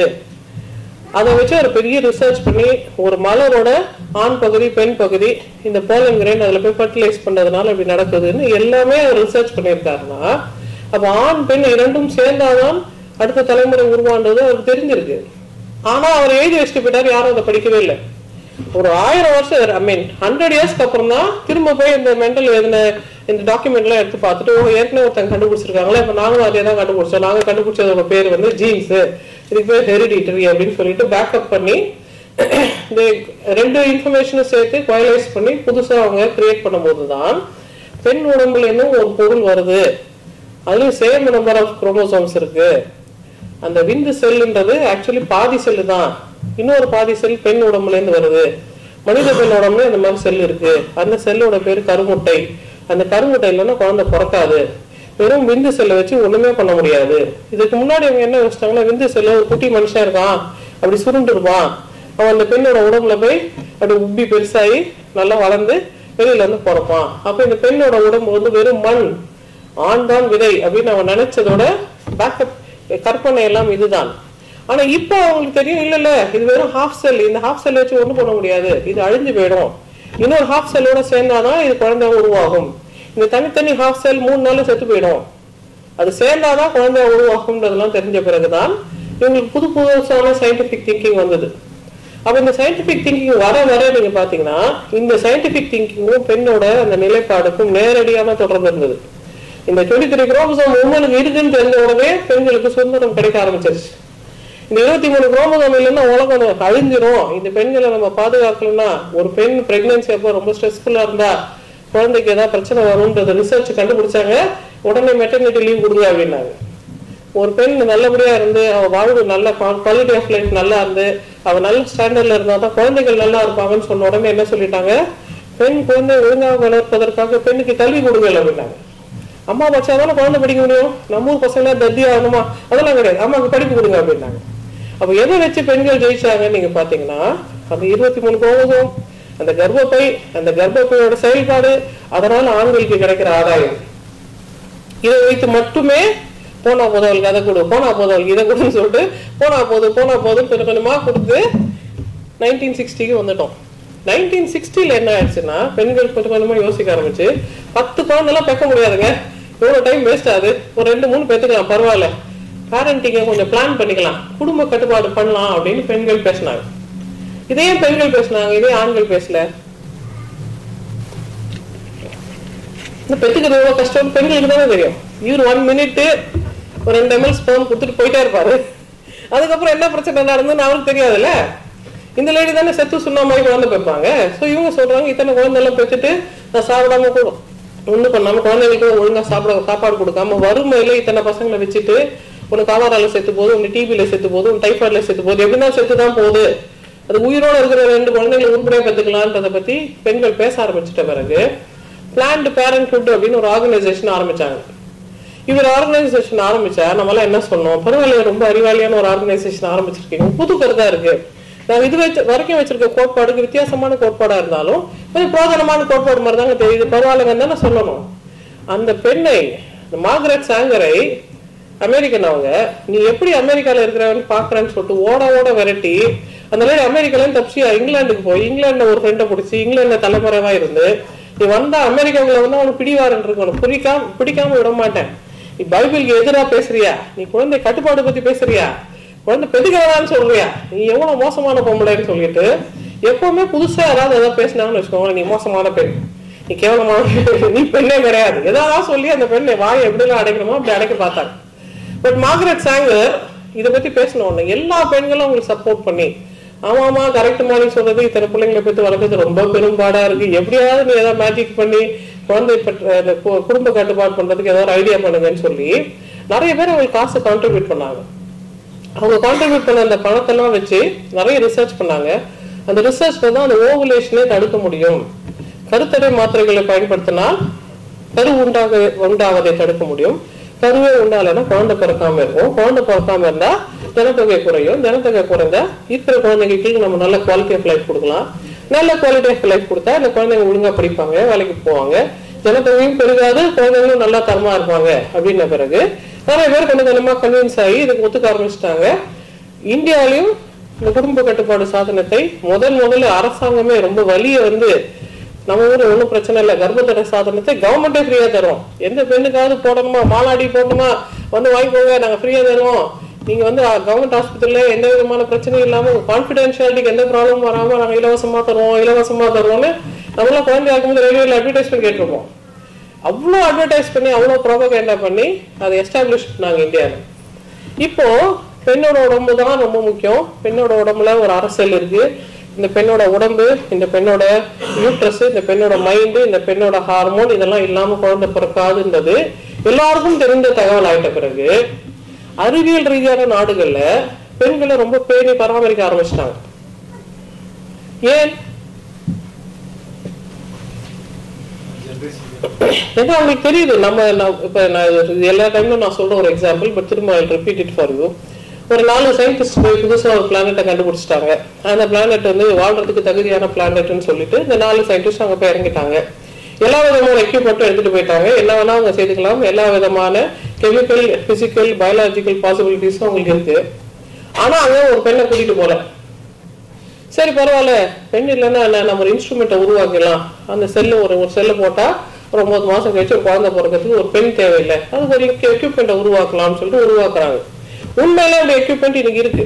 உண்மையில எக்ஸ்டிங்க்ட் ஆன அனிமல்ஸை திரும்ப உயிர் வர வைக்கிறதுக்கு ஆர்டிபிஷியல் யூட்ரஸ் இப்ப இருக்கு. ஆர்டிபிஷியல் யூட்ரஸ்ல அந்த அனிமலோட செல்ஸ் நம்ம போட்டு கரெக்டான ப்ரொசீஜர் படி நம்ம செய்தோம்னா எத்தனை நாள் கெஸ்டேஷன், எத்தனை நாள் அது கர்ப்ப காலமோ அந்த கர்ப்ப காலம் கழிச்சு அந்த யூட்ரஸ்ல இருந்து நம்ம முழுசா ஃபார்ம் ஆன அந்த எக்ஸ்டிங்க்ட் அனிமலோட பேபியை நம்ம எடுக்க முடியும். அப்படி ஏற்கனவே நம்ம ஊர்ல இருக்கு.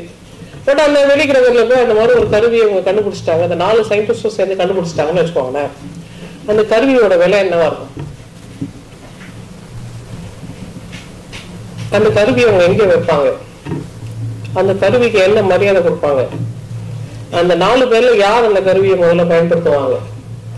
ஓகே, குழந்தை பிறந்துச்சு, அதுக்கு யார் பால் கொடுக்கறது? மனித குழந்தைக்கு பால் வேணும். மனித குழந்தைக்கு இன்னும் முக்கியமான இன்னொரு விஷயம் வேணும், மனித குழந்தைக்கு அட்டாச்மெண்ட் வேணும். அட்டாச்மெண்ட்ன்றது ரொம்ப ரொம்ப அத்தியாவசியமான ஒரு மனித பண்பு. இந்த மனித பண்பை முதல்ல ரிசர்ச் பண்ண டாக்டர் பேரு ஹாரி ஹார்லோ. அவர் பண்ண எக்ஸ்பெரிமெண்ட் ரொம்ப அன்எத்திக்கலான எக்ஸ்பெரிமெண்ட். ஆனா அந்த எக்ஸ்பெரிமெண்ட்ல அவங்க கண்டுபிடிச்சது என்னன்னா, அம்மா கிட்ட பிறந்த உடனே அம்மா கிட்ட இருந்து ஒரு குட்டி பேபி மங்கியை பிரிச்சுட்டு அந்த பேபி மங்கியை கொஞ்சம் ஸ்டெபிலைஸ் பண்ணி ஒரு ரூம்குள்ள அனுப்புனாங்க. அந்த ரூம்குள்ள 2 அம்மா ஃபிகர் இருக்கு. ஒண்ணு வந்து வயர் மெஷ்ல பண்ண அம்மா, அதுக்கு பால் பாட்டில் இருக்கு. இன்னொன்னு வந்து துணியில பண்ண அம்மா, அதுக்கு மூஞ்சி இருக்கு, ஆனா பால் பாட்டில் இல்லை. இந்த 2 அம்மால இந்த குழந்தை எந்த அம்மாவை சூஸ் பண்ணும் அப்படின்றத எக்ஸ்பெரிமெண்ட். இந்த குழந்தை குடுகுடுன்னு ஓடி போய் எந்த அம்மாவை பிடிச்சது? பால் கொடுக்குற அம்மாவா, மூஞ்சி இருக்கிற அம்மாவா? மூஞ்சி இருக்கிற அம்மாவெல்லாம் பிடிச்சது. அந்த நீங்க ஹாரி ஹார்லோ எக்ஸ்பெரிமெண்ட் கூகுள் அடிச்சு பார்க்கலாம். அந்த மூஞ்சி இருக்கிற அம்மாவை அப்படியே கட்டி பிடிச்சிட்டு அப்படியே அந்த மூஞ்சை பார்த்துட்டு அப்படியே கட்டி பிடிச்சிட்டு மூஞ்சை பார்த்துட்டு கட்டி பிடிச்சிட்டு பசி வரும்போது மட்டும் பயந்து வந்து எங்கி பாலை குடிச்சிட்டு அப்படி கட்டி பிடிச்சிக்குது. ஃபர்ஸ்ட் டைம் 1960s வந்த எக்ஸ்பெரிமெண்ட். அப்படியே ஷாக் ஆயிட்டாங்க எல்லாரும். அப்போ பாலே முக்கியம் இல்லையா, சாப்பாடு முக்கியம் இல்லையா? சாப்பாடு முக்கியம் இல்லை. எது முக்கியம்னா அன்பு, அரவணைப்பு, கதகதப்பு, நமக்குன்னு ஒருத்தவங்க இருக்காங்க, நம்மளை பாதுகாப்பாங்கன்னு அந்த நம்பிக்கை வந்து ரொம்ப ரொம்ப முக்கியம் அப்படின்றது முதல்ல அப்பதான் எஸ்டாப்ளிஷ் ஆச்சு. சரி, அந்த அட்டாச்மெண்ட்டை இந்த மார்ஸ்ல இந்த வேற பிளானட்ல பிறந்த பேபிக்கு யார் கொடுப்பா? இந்த 4 சயின்டிஸ்ட் இருக்காங்க, ஒரு மிஷின் இருக்குது, அட்டாச்மெண்ட் யார் கொடுப்பா? இப்ப அட்டாச்மெண்ட் கிடைக்காத குழந்தைங்களோட அவுட்கம் என்னவா இருக்கு? ஆஸ் அ சைக்கியாட்ரிஸ்ட் இதுதான் நாங்க ரொம்ப அதிகமா பாக்குறோம். சைக்கியாட்ரியில ரொம்ப ட்ரீட் பண்றதுக்கு ரொம்ப டிஃபிகல்ட்டான சில நோய்கள் இருக்கு. நிறைய பேர் நினைப்பாங்க சித்த பிரமை ஸ்கிசோஃப்ரெனியா வந்து ட்ரீட் பண்றதுக்கு ரொம்ப டிஃபிகல்ட். இல்ல, அது ட்ரீட் பண்றதுக்கு ரொம்ப ஈஸி.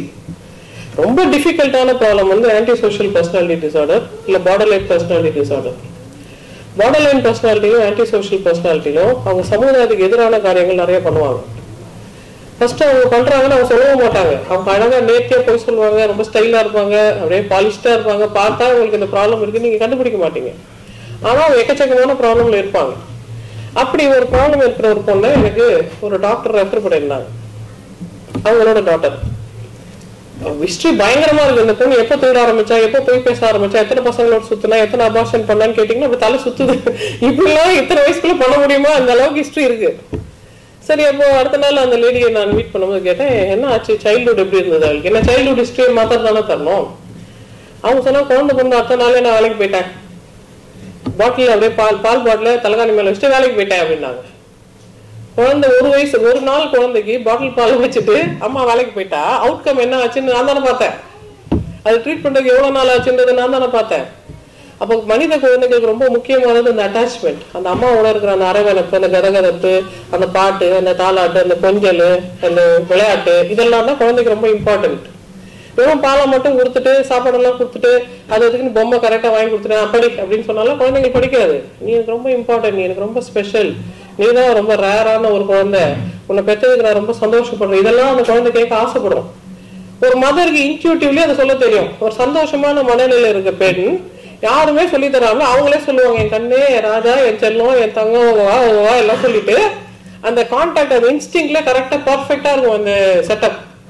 சப்போஸ் இந்த லேடிக்கு டிப்ரெஷன் இருக்கு, சப்போஸ் இந்த லேடி யாரும் கண்டுக்கவே இல்லை, சப்போஸ் அந்த லேடி வந்து டெலிவரிக்கு அம்மா வீட்டுல விட்டு ஹஸ்பண்ட் வந்து எங்க அம்மா நீ மதிக்கவே இல்லை, நான் டெலிவரிக்கு வரமாட்டேன் அப்படின்னு வரல. இதெல்லாம் அரிதான விஷயம் நீங்க நினைக்கிறீங்களா? இது ரொம்ப காமனான விஷயம். குழந்தை பிறந்திருக்கும், ஹஸ்பண்ட் வரமாட்டாரு பாக்குறதுக்கு. ஏன் வரலன்னா எங்க அம்மா மதிக்கல அதனால நான் வரல அப்படின்னு. எப்படி இருக்கும் உங்களுக்கு அது கேட்கறதுக்கு? முண்டும் எது முக்கியம்னு தெரியாம இதெல்லாம் எதுக்கு நான் புள்ள பெத்துக்கிறேன்னு இருக்கும்ல, அப்படிதான் பெத்துக்குதுங்க, என்ன பண்றது? சோ அப்ப நாங்க சொல்லலாமா, சார் இப்படிலாம் நீங்க பண்ணீங்கன்னா குழந்தைக்கு கஷ்டம் சார், அம்மாவுக்கு பால் வராது சார், கொஞ்சம் பாருங்க சார், உங்களுக்கு தெரியாதது ஒண்ணும் இல்லை சார், கொஞ்சம் ஏதாவது செய்யுங்க சார் அப்படின்னு சொல்லணும். அதெல்லாம் இல்லை, எங்க அம்மா காலில் விழுந்து மன்னிப்பு கேட்க சொல்லுங்க அப்படின்னு. உங்க அம்மா கூப்பிடுங்க சார், நான் பேசிக்கிறேன், எப்படியாவது உங்க பிள்ளைய போய் அவங்க பிள்ளைய பார்க்கறதுக்கு நான் ஏன் அப்படி கெஞ்சணும்? அந்த அளவுல தான் இருக்காங்க நம்ம ஊர்ல. அப்ப இந்த லேடி கிட்ட, அந்த மாமியார் கிட்ட நாங்க பேசுவோம், உங்களுக்கு தெரியாதது ஒண்ணும் இல்லை மேடம், குழந்தை பிறந்திருக்கு, உங்களுக்கு தெரியாது டாக்டர், அந்த பொண்ணை நான் மெதுவோட செய்ய சொன்னா மசாலோட செய்தா, எவ்வளவு தைரியம் அவளுக்கு அப்படின்னு சொல்லுவாங்க. ஏமா 8 மாசம் நிற கர்ப்பிணி பெண் வடை சுட்டதே பெரிய அதிசயம், இது மசால் வடையா மெதுவடையான்னு பேசிட்டு இருக்கீங்களேம்மா அப்படின்னா, அதெல்லாம் இல்லை டாக்டர், குடும்பம்னா அது இது ஒழுக்கம் எல்லாம் இருக்கு, அந்த ட்ரெடிஷன் எல்லாம் தெரியாம அவங்க ஃபேமிலி மாதிரி என் பையனை கன்வெர்ட் பண்ண பாக்குறா, அவங்க வீட்டுக்கு என் பையனை இழுத்துன்னு போக பாக்குறா, நிறைய பேசுவாங்க. பட் இதெல்லாம் அந்த குழந்தையோட அந்த அட்டாச்மெண்ட், மதர் சைல்டு ரிலேஷன்ஷிப்பை பிரேக் பண்ணுச்சுன்னா இதோட அவுட்கம் எல்லாம் நாங்க தான் ஃபேஸ் பண்றோம், நாங்க தான் ட்ரீட் பண்றோம். ஸோ இந்த மாதிரி அட்டாச்மெண்ட்ல இஷ்யூ வந்துடுச்சுன்னா அதை ட்ரீட் பண்றதுக்கு நம்ம 10 வருஷம் 20 வருஷம் கழிச்சுதான் அதை ட்ரீட் பண்ற மாதிரி ஒரு சூழ்நிலை இருக்கு. இந்த அட்டாச்மெண்ட்டை அந்த வெளி கிரகத்துல பிறந்த குழந்தைக்கு கொடுக்கணும். அது மட்டும் பார்த்தாதான் அந்த குழந்தைக்கு கல்வி கொடுக்கணும், அறிவு கொடுக்கணும், புத்திமதி சொல்லி தரணும், அந்த குழந்தை மனசோட போது தட்டி கொடுக்கணும், இவ்வளவு நர்ச்சரிங் வேலை இருக்கு. இதெல்லாம் ஒரு மிஷின் செய்யுதுன்னு வச்சுக்கோங்களேன். டியூஷன் சொல்லி தருது, அடிப்பட்ட மறந்து போடுது, அடிப்பட்ட இடத்துல கிசு கொடுக்குது, என் கண்ணே ராஜா மணி எல்லாம் சொல்லி தாளாட்டுது, எல்லாம் பண்ணி தருது இந்த மிஷின். இந்த மிஷினை நம்ம எப்படி சார் கொண்டாடுவோம்? பயங்கரமா கொண்டாடுவோம். இந்த உலகத்துல ரொம்ப ப்ரெஷியஸான மிஷின். இந்த ரோபோ ஒரு நாள் வரலன்னா வேலை நடக்காது. அந்த ரோபோ வரலன்னா நான் விதைவாயிட்டேன் அப்படின்ற லெவல்ல நம்ம ஏங்கி அதை கொண்டாடி அதை மகிழ்ந்து அதை பத்திரமா வச்சுப்போம் அந்த மிஷினை. அந்த மாதிரி சேவைகள் செய்யற அந்த மாதிரி தகவமைப்பு இருக்கிற பெண்ணை தான் நம்ம ஊர்ல இவ்வளவு கொச்சைப்படுத்துறாங்க, இவ்வளவு அசிங்கப்படுத்துறாங்க, இவ்வளவு கேவலப்படுத்துறாங்க, இவ்வளவு அவமானப்படுத்துறாங்கன்னா ஒரு சயின்டிபிக் பேக்ரவுண்ட் வந்து வரவங்க இதை பார்த்து என்ன நினைப்பாங்க? என்ன விட்டுருங்க, மத்தவங்க என்ன நினைப்பாங்க? இதுல வேற ஒரு பெரிய ஜோக் இருக்கு. என்னோட ஃப்ரெண்ட்ஸ் எல்லாம் வெளிநாட்டுல இருக்கேன் ஃப்ரெண்ட்ஸ் எல்லாம் யூடியூப்ல என்னோட வீடியோஸ் எல்லாம் அப்பயா பார்ப்பாங்க.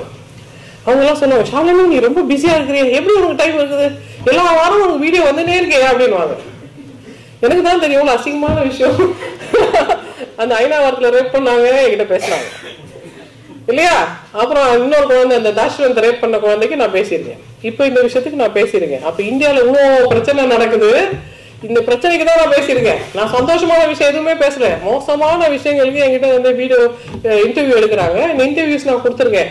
இவங்க வெளிநாட்டுல இருக்கிறாங்க, அவங்க தமிழ் தெரியாதனால அவங்க என்ன நினைச்சிட்டு இருக்காங்க, ரொம்ப பிஸியா ஷாலினி ரொம்ப சேவை செய்துட்டு இருக்கா போல இருக்கு, ரொம்ப ரொம்ப பாப்புலரான டாக்டரா இருக்காங்க போல இருக்குன்னு நினைக்கிறாங்க. எனக்கு தான் தெரியும் அது அதர் சைடு எவ்வளவு மோசமான சம்பவங்கள் நடக்குது. இந்த 2 வருஷத்துல, இந்த 5 வருஷத்துல, இந்த 8 வருஷத்துல என் வாழ்ந்தால நான் பார்க்காத மோசமான சம்பவங்கள் தொடர்ந்து பார்த்துக்கிட்டே இருக்கேன்.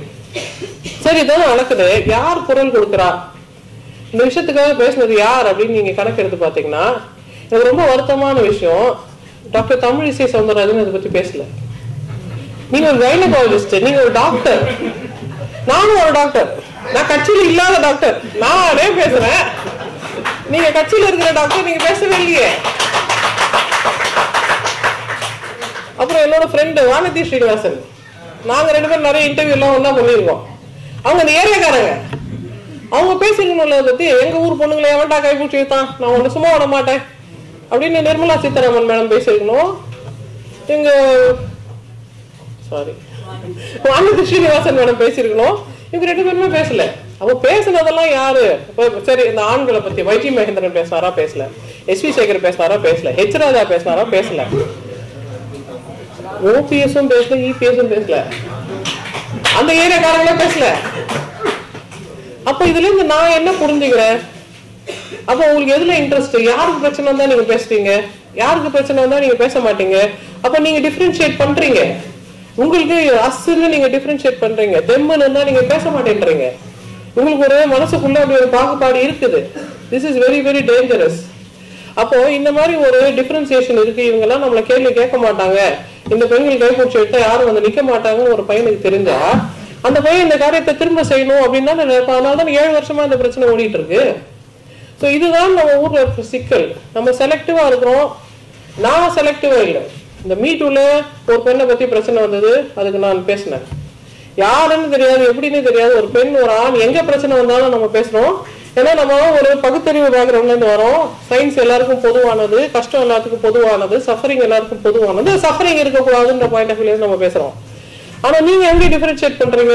அப்போ உங்களுக்கு ஏன் இந்த மாதிரி டிஃபரன்ஷியேட்டிங் மென்டாலிட்டி இருக்கு? அப்போ நீங்க அதை கரெக்ட் பண்ணிக்கணும்ல, அதை நம்ம சொல்ல வேண்டிய தருணத்துல நம்ம இருக்கிறோம்ல. இதெல்லாம் இந்த பாயிண்ட்ல நம்ம அடிஷனலா சொல்ல வேண்டிய சில விஷயங்களா இருக்கு. But going back to the story, அப்போ உமன் ரொம்ப இம்பார்ட்டன்ட். உமன் இல்லைன்னா, உமனுக்கும் குழந்தைக்கும் இருக்கிற அந்த நர்ச்சரிங் என்வரன்மெண்ட் சரியா அமையலன்னா ஃபியூச்சர் அவுட்கம்ஸ் பிரச்சனை ஆகுது அப்படின்னு தெரிஞ்சதுனால ஃபின்லாண்ட்லயோ, ஸ்வீடன்லயோ, கனடாலயோ, நியூசிலாண்ட்லயோ விமன் அவங்க கஷ்டப்படுத்துறது இல்லை. விமனுக்கு பெட்டர்னிட்டி லீவ் கொடுக்குறாங்க. விமன் வந்து பொசிஷன்ஸ் ஆஃப் பவருக்கு வராங்க. விமன் மோர் எஃபெக்டிவ் தென் மென்னா இருக்கிறாங்க. இந்தியாவிலும் பெண்கள் பவருக்கு வராங்க. ஆனா வந்துட்ட பிறகு என்ன பண்றாங்கன்னு பார்த்தா அவங்க ஒரு ஆம்பளை ஆயிடுறாங்க. ஏதாவது பிரச்சனை வந்தா அவங்க சப்போர்ட் பண்ணுவாங்கன்னு பார்த்தா ஒரு ஆண் எப்படி எல்லாம் பண்ணுவாங்களோ அதை விட டபுளா அவங்க பண்ணி காட்டுறாங்க. நான் யார் தெரியுமா, ஆம்பளையோட நான் பெட்டர் அப்படின்றத. நீங்க பெண்ணா இருக்கிறதே பெரிய பவர். பெண்ணா இருக்கிறது ஆக்சுவலி மோர் ரெக்வயர்ட் பவர். அந்த நர்ச்சரிங் கேர் தான் எல்லாருக்கும் தேவைப்படுதுன்றதுனால இவங்க ஒரு பெண் ரோல்ல இருந்தே உங்களோட என்ன சொல்றது, எல்லாருக்கும் அந்த நர்ச்சர் பண்ற அந்த வேலையை நீங்க செய்தீங்கன்னாவே அது ரொம்ப எஃபெக்டிவா தான் இருக்கும். ஸோ இப்போ இந்த மென்னோட இந்த ப்ராப்ளத்துக்கு வரும்போது இந்த பாய்ஸுக்கு பெண்களுக்கு இவ்வளவு வேல்யூ இருக்கு, பெண் இவ்வளவு மகத்துவம் மிக்கவள், இவ்வளவு ஆணை விட ஸ்பெஷலானவள், இயற்கையின் படைப்புல பெண் தான் ஆக்சுவலி மோர் இம்பார்ட்டன்றது இந்த ஆண்களுக்கு தெரியவே இல்லை. தெரியாததுனால அவங்க என்ன நினைக்கிறாங்க, நீ ஆண்மையை நான் வெளிப்படுத்துகிறேன், எத்தனை பெண்ணோட நான் எத்தனை தான் செக்ஸ் வச்சுப்பேன் தெரியுமா அப்படின்றத இவங்க ரொம்ப பெரிய விஷயமா நினைச்சுக்கிறாங்க. பட் ஆக்சுவலி இன் நேச்சர் உலகத்திலேயே மனித ஆணோட ரொம்ப நீளமான பீனிஸ் இருக்கிற அனிமல் எதுன்னு தெரியுமா உங்களுக்கு? அர்ஜென்டினியன் ப்ளூ டக்கு. இப்போ டக்குக்கு தான் உலகத்திலேயே மிகப்பெரிய பீனிஸ் இருக்கு, மிகப்பெரிய சன்னம் இருக்கு. அது பெருமைக்குரிய விஷயம் இல்லை. உலகத்திலேயே அதிகமான செக்ஸ் வச்சிருக்கிற அனிமல்ஸ் இருக்கு. குருவி மாதிரி, பேர்ட்ஸ் மாதிரி, எலி மாதிரி சின்ன சின்ன அனிமல்ஸ் வந்து நிறைய தடவை செக்ஸ் வச்சுக்கோம். அது ரீப்ரொடக்டிவ் செக்ஸ் இல்லைனாலும் பை ஹேபிட் அது கடை கடை ஒரு நாளைக்கு 100 தடவை 10 தடவை அப்படிலாம் செக்ஸ் வச்சுக்கிற அனிமல்ஸ் இருக்கு. ரேப்பிடா செக்ஸ் வச்சுக்கிற அனிமல்ஸ் இருக்கு. அதனால அந்த அனிமல் ரொம்ப சர்வைவலுக்கு ஃபிட்டான அனிமல் நம்ம கொண்டாடுறோமா? இல்லை. அது அதோட லைஃப் ஸ்டைல் அது அப்படி இருக்குன்னு தான் சொல்றோம். அப்ப மனித ஆண் எப்படி மேட் பண்ண அவனை நம்ம கொண்டாடுறோம்னா, நீ நல்லபடியா ஒரு பொண்ணோட அன்பா கோர்ட்ஷிப் நடத்தி அந்த பெண்ணோட அன்பை சம்பாதித்து அந்த பெண் கிட்ட பிரியமா நடந்து அந்த பெண்ணோட நீ செக்ஷுவலா இன்வால்வ் ஆகி நீயும் சந்தோஷப்பட்டு அத்தை பொண்ணும் சந்தோஷப்பட்டு இதனால குழந்தை குட்டி பிறந்து அந்த குழந்தை குட்டியை நீங்க நல்லா நர்ச்சர் பண்ணி அட்டாச்மெண்ட் கொடுத்து சான்றோர்களாக ஆக்கினீர்கள் என்றால் நீங்க இந்த கேம்ல ஜெயிச்சிங்க. இந்த கேம்ல இதெல்லாம் நீங்க செய்யாம ஏதோ ஒரு பொண்ணை ரேப் பண்ண, ஏதோ ஒரு பொண்ணை கடத்தின்னு போயிட்டா, ஏதோ ஒரு பொண்ணை நான் கன் பாயிண்ட்ல போய் இப்படி கஷ்டப்படுத்தினேன் அப்படின்னா இதுக்கெல்லாம் கணக்கே கிடையாது. இதெல்லாம் கிரிமினல் ஆக்டிவிட்டி. இதெல்லாம் வச்சு நீங்க பெரிய ஆண் நாங்க சொல்ல முடியாது. அப்ப உண்மையிலே ஆண்மை அப்படின்னா என்னன்னா, இன் நேச்சர் பிகினிங்ல இருந்து நான் ஏற்கனவே சொன்ன மாதிரி பெண் ரொம்ப ஸ்பெஷல். ஏன்னா இயற்கையில முதல்ல பெண் தான் உருவானது. ஆண்ற கதாபாத்திரம் பிற்காலத்துலதான் வந்தது. ஏன் வந்ததுன்னா அந்த ஜெனட்டிக் வேரியேஷனுக்காகவும் இந்த பொண்ணை ப்ரொடெக்ட் பண்ணணும்ன்றதுக்காகவும் தான் ஆண் அப்படின்ற கதாபாத்திரம் வந்தது. அப்ப ஆணோட ரியல் பயாலஜிக்கல் வேலை என்னன்னா இந்த பெண்ணையும் அவள் குட்டிகளையும் பாதுகாப்பது. இப்படி பாதுகாக்கிற வேலையை எந்த ஆண் செய்தாலும் அந்த ஆணை நம்ம கொண்டாடுறோம். அவர் தான் பேரான் அப்படின்னு நம்ம நிஜமாவே அவங்களை அப்ரிஷியேட் பண்றோம். இதுக்கு ஒரு சிறந்த எக்ஸாம்பிள் நான் சொல்றேன். ஒரு 1.5 வருஷம் 2 வருஷத்துக்கு முன்னாடி ஒரு மீட்டிங்ல நான் பேசும்போது கண்ணகியை பத்தி பேசிடுறேன். ஸ்பெசிபிக்கா கண்ணகியை பத்தி நான் ஏன் பேசுறேன்னா, சின்ன சின்ன குட்டி குட்டி பொண்ணு 13-14 வயசு பொண்ணெல்லாம் அடிக்கடி வந்து எனக்கு கண்ணகியை பத்தி பெருமையான கிளாஸ் எல்லாம் எடுப்பாங்க. நான் கண்ணகி மாதிரி இருக்கணும், கண்ணகி மாதிரி இருக்கணும் அப்படின்னா என்ன அர்த்தம்? நான் செக்ஸ் வச்சுட்டு அவனதான் கல்யாணம் பண்ணிக்க போறேன்னு அர்த்தம். அதுதான் அவங்க சொல்ல வர கதை. இப்ப நீ 13 வயசு செக்ஸ் வச்சுட்டு அவனை கல்யாணம் பண்ணி என்ன கிழிக்க போறேன்றதை நான் சொல்லணும்னா கண்ணகியை நான் டெமாலிஷ் பண்ணணும். அப்ப அந்த கண்ணகியை பத்தி உனக்கு என்னமா தெரியும் அப்படின்னா, கண்ணகி மதுரை எரித்தார்கள், கண்ணகி பெரிய கற்புக்கரசி, கண்ணகி தான் தமிழ் பெண்களுக்கு உதாரணமான பெண் அப்படிலாம் சொல்லுவாங்க. அப்ப நான் சொன்ன கண்ணகிக்கு வந்து மனநிலையே சரியில்லை, அவன் கொஞ்சம் டெலிவரி பண்ணதெல்லாம் நீ சீரியஸா எடுத்துக்காதம்மா, அவங்களுக்கு மனநிலை சரியில்லைன்னு அவங்களுக்கு தெரியுமா? ஐயோ அப்படின்னு தெரியாது டாக்டர் அப்படின்வாங்க. ஸோ இப்படி நான் அந்த பெண்கள் கிட்ட பேசி அவங்களுக்கு இன்ஃபர்மேஷன் இம்பார்ட் பண்றத அந்த குழந்தையோட கன்சென்ட்டோட அந்த அந்த இந்த சம்பவம் நடக்கும்போது அந்த குழந்தைகிட்ட நான் கேட்கறேன், இந்த விஷயம் மற்ற குழந்தைகளுக்கு ரொம்ப பயனா இருக்குன்னா உன் பேர்லாம் நான் சொல்ல மாட்டேன், பட் இது இன்சிடென்ட்டை நான் சொல்ல போறேன், ஷேர் பண்ணலாமா, நீ கன்சென்ட் கொடுக்குறியா அப்படின்னு. அந்த குழந்தை சரி டாக்டர் நீங்க நான் தெரிஞ்சுக்கிட்ட மாதிரி எல்லா குழந்தைங்களும் தெரிஞ்சுக்கிட்டோம், ஐ கிவ் யூ கன்சென்ட், நீங்க சொல்லலாம்னு சொல்லிட்டாங்க. எனக்கும் அந்த பிள்ளைங்க இருக்கக்கூடிய ஒரே எத்திக்கல் லீகல் ப்ராப்ளம் வந்து கன்சென்ட் தான். அதெல்லாம் வாங்கிட்டேன். இதை நான் அந்த மீட்டிங்ல எக்ஸ்பிளைன் பண்ணி, இதனால கண்ணகி நீங்க கண்ணகி பெரிய ஹீரோயின் நினைச்சுக்காதீங்க, கண்ணகி பெரிய ரோல் மாடல் நினைச்சுக்காதீங்க, அவங்களுக்கு நம்ம ஒழுங்கா ட்ரீட்மெண்ட் கொடுக்காம இப்படி கஷ்டப்பட்டுட்டோம் அப்படின்ற அர்த்தத்துல நான் சொன்ன உடனே அப்படியே இந்த முன்னோர்கள் முட்டாளிகள் கும்பல் இருக்குல்ல ரொம்ப டென்ஷன் ஆகி, கண்ணகி மனநோயாளின்னு சொன்ன ஷாலினி ஒரு மோசமான சைக்கியாட்ரிஸ்ட், வேற டாக்டர் போய் பாருங்க சொல்லிட்டு என்ன வந்து அட்டாக் பண்றதுக்காக அவங்க ரெடியா இருக்கிறாங்க. பல விதமான அட்டாக், ஓகே, ஏரியல் எல்லா விதமான அட்டாக் ஓடுது அதுல. இதெல்லாம் நடக்கும்போது this was 2018 and even early 2019 வரைக்கும் கூட ஓடிட்டு இருந்தது. என்னை பாதுகாத்த ஆண் யாருன்னு உங்களுக்கு தெரியுமா? இதெல்லாம் நடக்குது, யாரும் என்ன ஒண்ணுமே பண்ண முடியல, என்ன ரீச்சே பண்ண முடியல. ஏன்னா ஒரு பயங்கரமான ஸ்ட்ராங்கான ஆள் எனக்கு சப்போர்ட்ல நின்னாரு. அவர் செத்து போய் இத்தனை வருஷம் ஆயிடுச்சு, ஆனா எனக்கு சப்போர்ட்டுக்கு நிக்கிறார். ஏன்னா அவர் காலத்திலேயே அவர் சொல்லிட்டாரு, அது ஒரு மக்கு பொண்ணு, அதுக்கு ஒரு செலவு வைப்பீங்களா, அது ஒரு தத்தி முண்டம், அது ஒரு செலவு வைப்பீங்களா, பொண்ணுங்கெல்லாம் கெடுக்கிறதுக்கு இந்த வேலை பண்றீங்களான்னு அவர் ஏற்கனவே சொன்ன விஷயம்ன்றதுனால நான் சொன்னது புதுசு இல்லை, நான் சொன்னது 40 வருஷம் பழசுன்றதுனால நான் சொன்னதுக்கு பெரிய வேல்யூ இல்லை. அப்போ ஒரு ஆண் இறந்து 40 ஆண்டுகள் கழித்தும் கூட 45 ஆண்டுகள் கழித்து என்ன பாதுகாத்திருக்காருல்ல, அவர் தானே ஆகல. அப்ப நீங்களாம் என்ன பண்றீங்க? அப்ப நீங்க வந்து அதுக்காக நீங்க பெண்கள் நான் சொல்லல, அது ரொம்ப பெரிய ரோல், அது உங்களுக்கு கொடுக்க மாட்டோம், அது நேச்சரிங் ரோல், அது கூட நீங்க செய்யல. அப்ப நீங்க வந்து இந்த மனித தன்மையை விட்டு வெளியேறிட்டீங்க. நீங்க வெளியேறிட்டீங்கன்றதுனால நீங்க அதர் அப்படின்னு நாங்க நினைச்சு உங்களை துன்புறுத்தல, உங்களை அசிங்கப்படுத்தலை, உங்களை கேவப்படுத்தலை. லேர்ன், திரும்ப இந்த சைக்கிள்குள்ள வாங்க, ஹியூமனைஸ் ஆகுங்க, தெரிஞ்சுக்குவாங்க நீங்க பண்ணது தப்பு, நீங்க பண்ணது தண்டனைக்குரிய குற்ற செயல், இனிமே நீங்க இப்படி பண்ணக்கூடாது, இனிமே இதை பார்த்து என்ன பையனுக்கும் இல்லை இன்ட்ரெஸ்ட் வரக்கூடாது. ஆனா இதுல பெரிய கொடுமையான விஷயம் என்ன தெரியுமா? இந்த சம்பவங்களை இப்ப யூடியூப்ல வாட்ஸ்அப்ல மெசேஜா வருது. உங்களுக்கு பார்க்கணுமா? இந்த பரபரப்பு காட்சிகளை பார்க்க வேண்டுமா? இது வருது, நீங்க பாக்குறீங்களான்னு ஆண்களை இவங்க தூண்டுறாங்க. அது ஏற்கனவே கன்சல்டேஷனுக்கு பேஷன்ஸ் எல்லாம் வந்துட்டாங்க. இப்பெல்லாம் வருது டாக்டர், எனக்கு அதை பார்த்து ஆசை வருது, பயமா இருக்கு, நானும் அது மாதிரி ஒரு பையன் ஆயிடணும்னு எனக்கு பயமா இருக்கு, அப்படியெல்லாம் நான் விரும்பல, நான் நல்ல பையனா தான் இருக்கு, ட்ரை பண்றேன், பட் இதெல்லாம் சொல்லி எங்களை தூண்டுறாங்க, எங்களுக்கு பயமா இருக்கு அப்படின்னு பாய்ஸ் சொல்றாங்க. அப்ப பாய்ஸுக்கு ஸ்பெஷலி இந்த ஏஜ் குரூப்ல இருக்கிற யங் மென்னுக்கு நம்ம சொல்ல வேண்டியது என்னன்னா, அந்த game of survival is very very tricky. உலகத்துல ஒரே ஒரு ரூல் தான் இருக்குது, ஃபிட்டஸ்ட் ஷால் சர்வைவ். நீங்க ஃபிட்டா இல்லைன்னா இயற்கைக்கு தயவு தாட்சண்யம் பாவ புண்ணியம்லாம் கிடையாது. நீங்க ஃபிட் இல்லைன்னா நீங்க அவுட்டு, கதையை விட்டு நீங்க தூக்கப்படுவீர்கள். இப்போ ஃபிட்டஸ்ட் மேலுன்றதுக்கு இருக்கிற கோட்பாடு என்னன்னா, நான் ஏற்கனவே சொன்ன மாதிரி ஃபிட் மேலுக்கு கோட்பாடு மாறிட்டே இருக்கு. ஒரு பீனல் லென்த், பீனல் எரெக்டிலிட்டி ஒரு ஃபிட்னஸ்க்கு உண்டான ஒரு குவாலிட்டியா ஒரு காலத்துல இருந்தது. ஆனா இன்னைக்கு கம்ப்ளீட்லி எரெக்ஷனே வராத ஆள் கூட கூட ஒரு பெண் சந்தோஷமா வாழ்றாங்க. ஏன் வாழ்றாங்க? அந்த பெண்கள் அதுக்கு என்ன டாக்டர் வைப்ரேட்டர் வாங்கிட்டா போச்சு, ஆனா இவன் ரொம்ப நல்லவன், அவனை நான் விட மாட்டேன், அவனோட தான் நான் இருப்பேன்னு அந்த பெண்கள் சொல்றாங்க. அந்த அம்மா அப்பெல்லாம் அவன் அழுவாங்க, அவனுக்கு ஆண்மையே இல்லையா டாக்டர், இந்த பொண்ணுக்கு என்ன பைத்தியமா, அவனோட தான் இருப்பேன்னு சொல்றா அப்படின்வாங்க. அவன் அந்த பொண்ணு அடிச்சு சொல்லுவான், நான் அவனோட தான் இருப்பேன். இப்ப என்ன, இப்போ ஐவிஎஃப்ல குழந்தை பெற்றுக்கிறேன், இதெல்லாம் பெரிய விஷயமா, இதெல்லாம் நீங்க பெருசுப்படுத்துறீங்க, நாங்க அட்ஜஸ்ட் பண்ணிக்கிறோம், நீங்க தலையிடாதீங்கன்னு அந்த பெண்கள் சொல்றாங்க.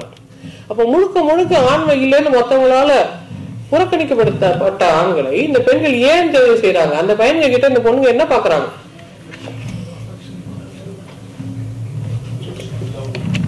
அந்த அட்டாச்மெண்ட் கொடுக்குறான்ல அந்த பையன், அந்த அம்மா கிட்ட இருந்து கிடைச்ச அந்த அட்டாச்மெண்ட் தான் நான் முதல்ல ரொம்ப முக்கியமானது, மனித தன்மை அப்படின்னு நான் சொன்னேன்ல.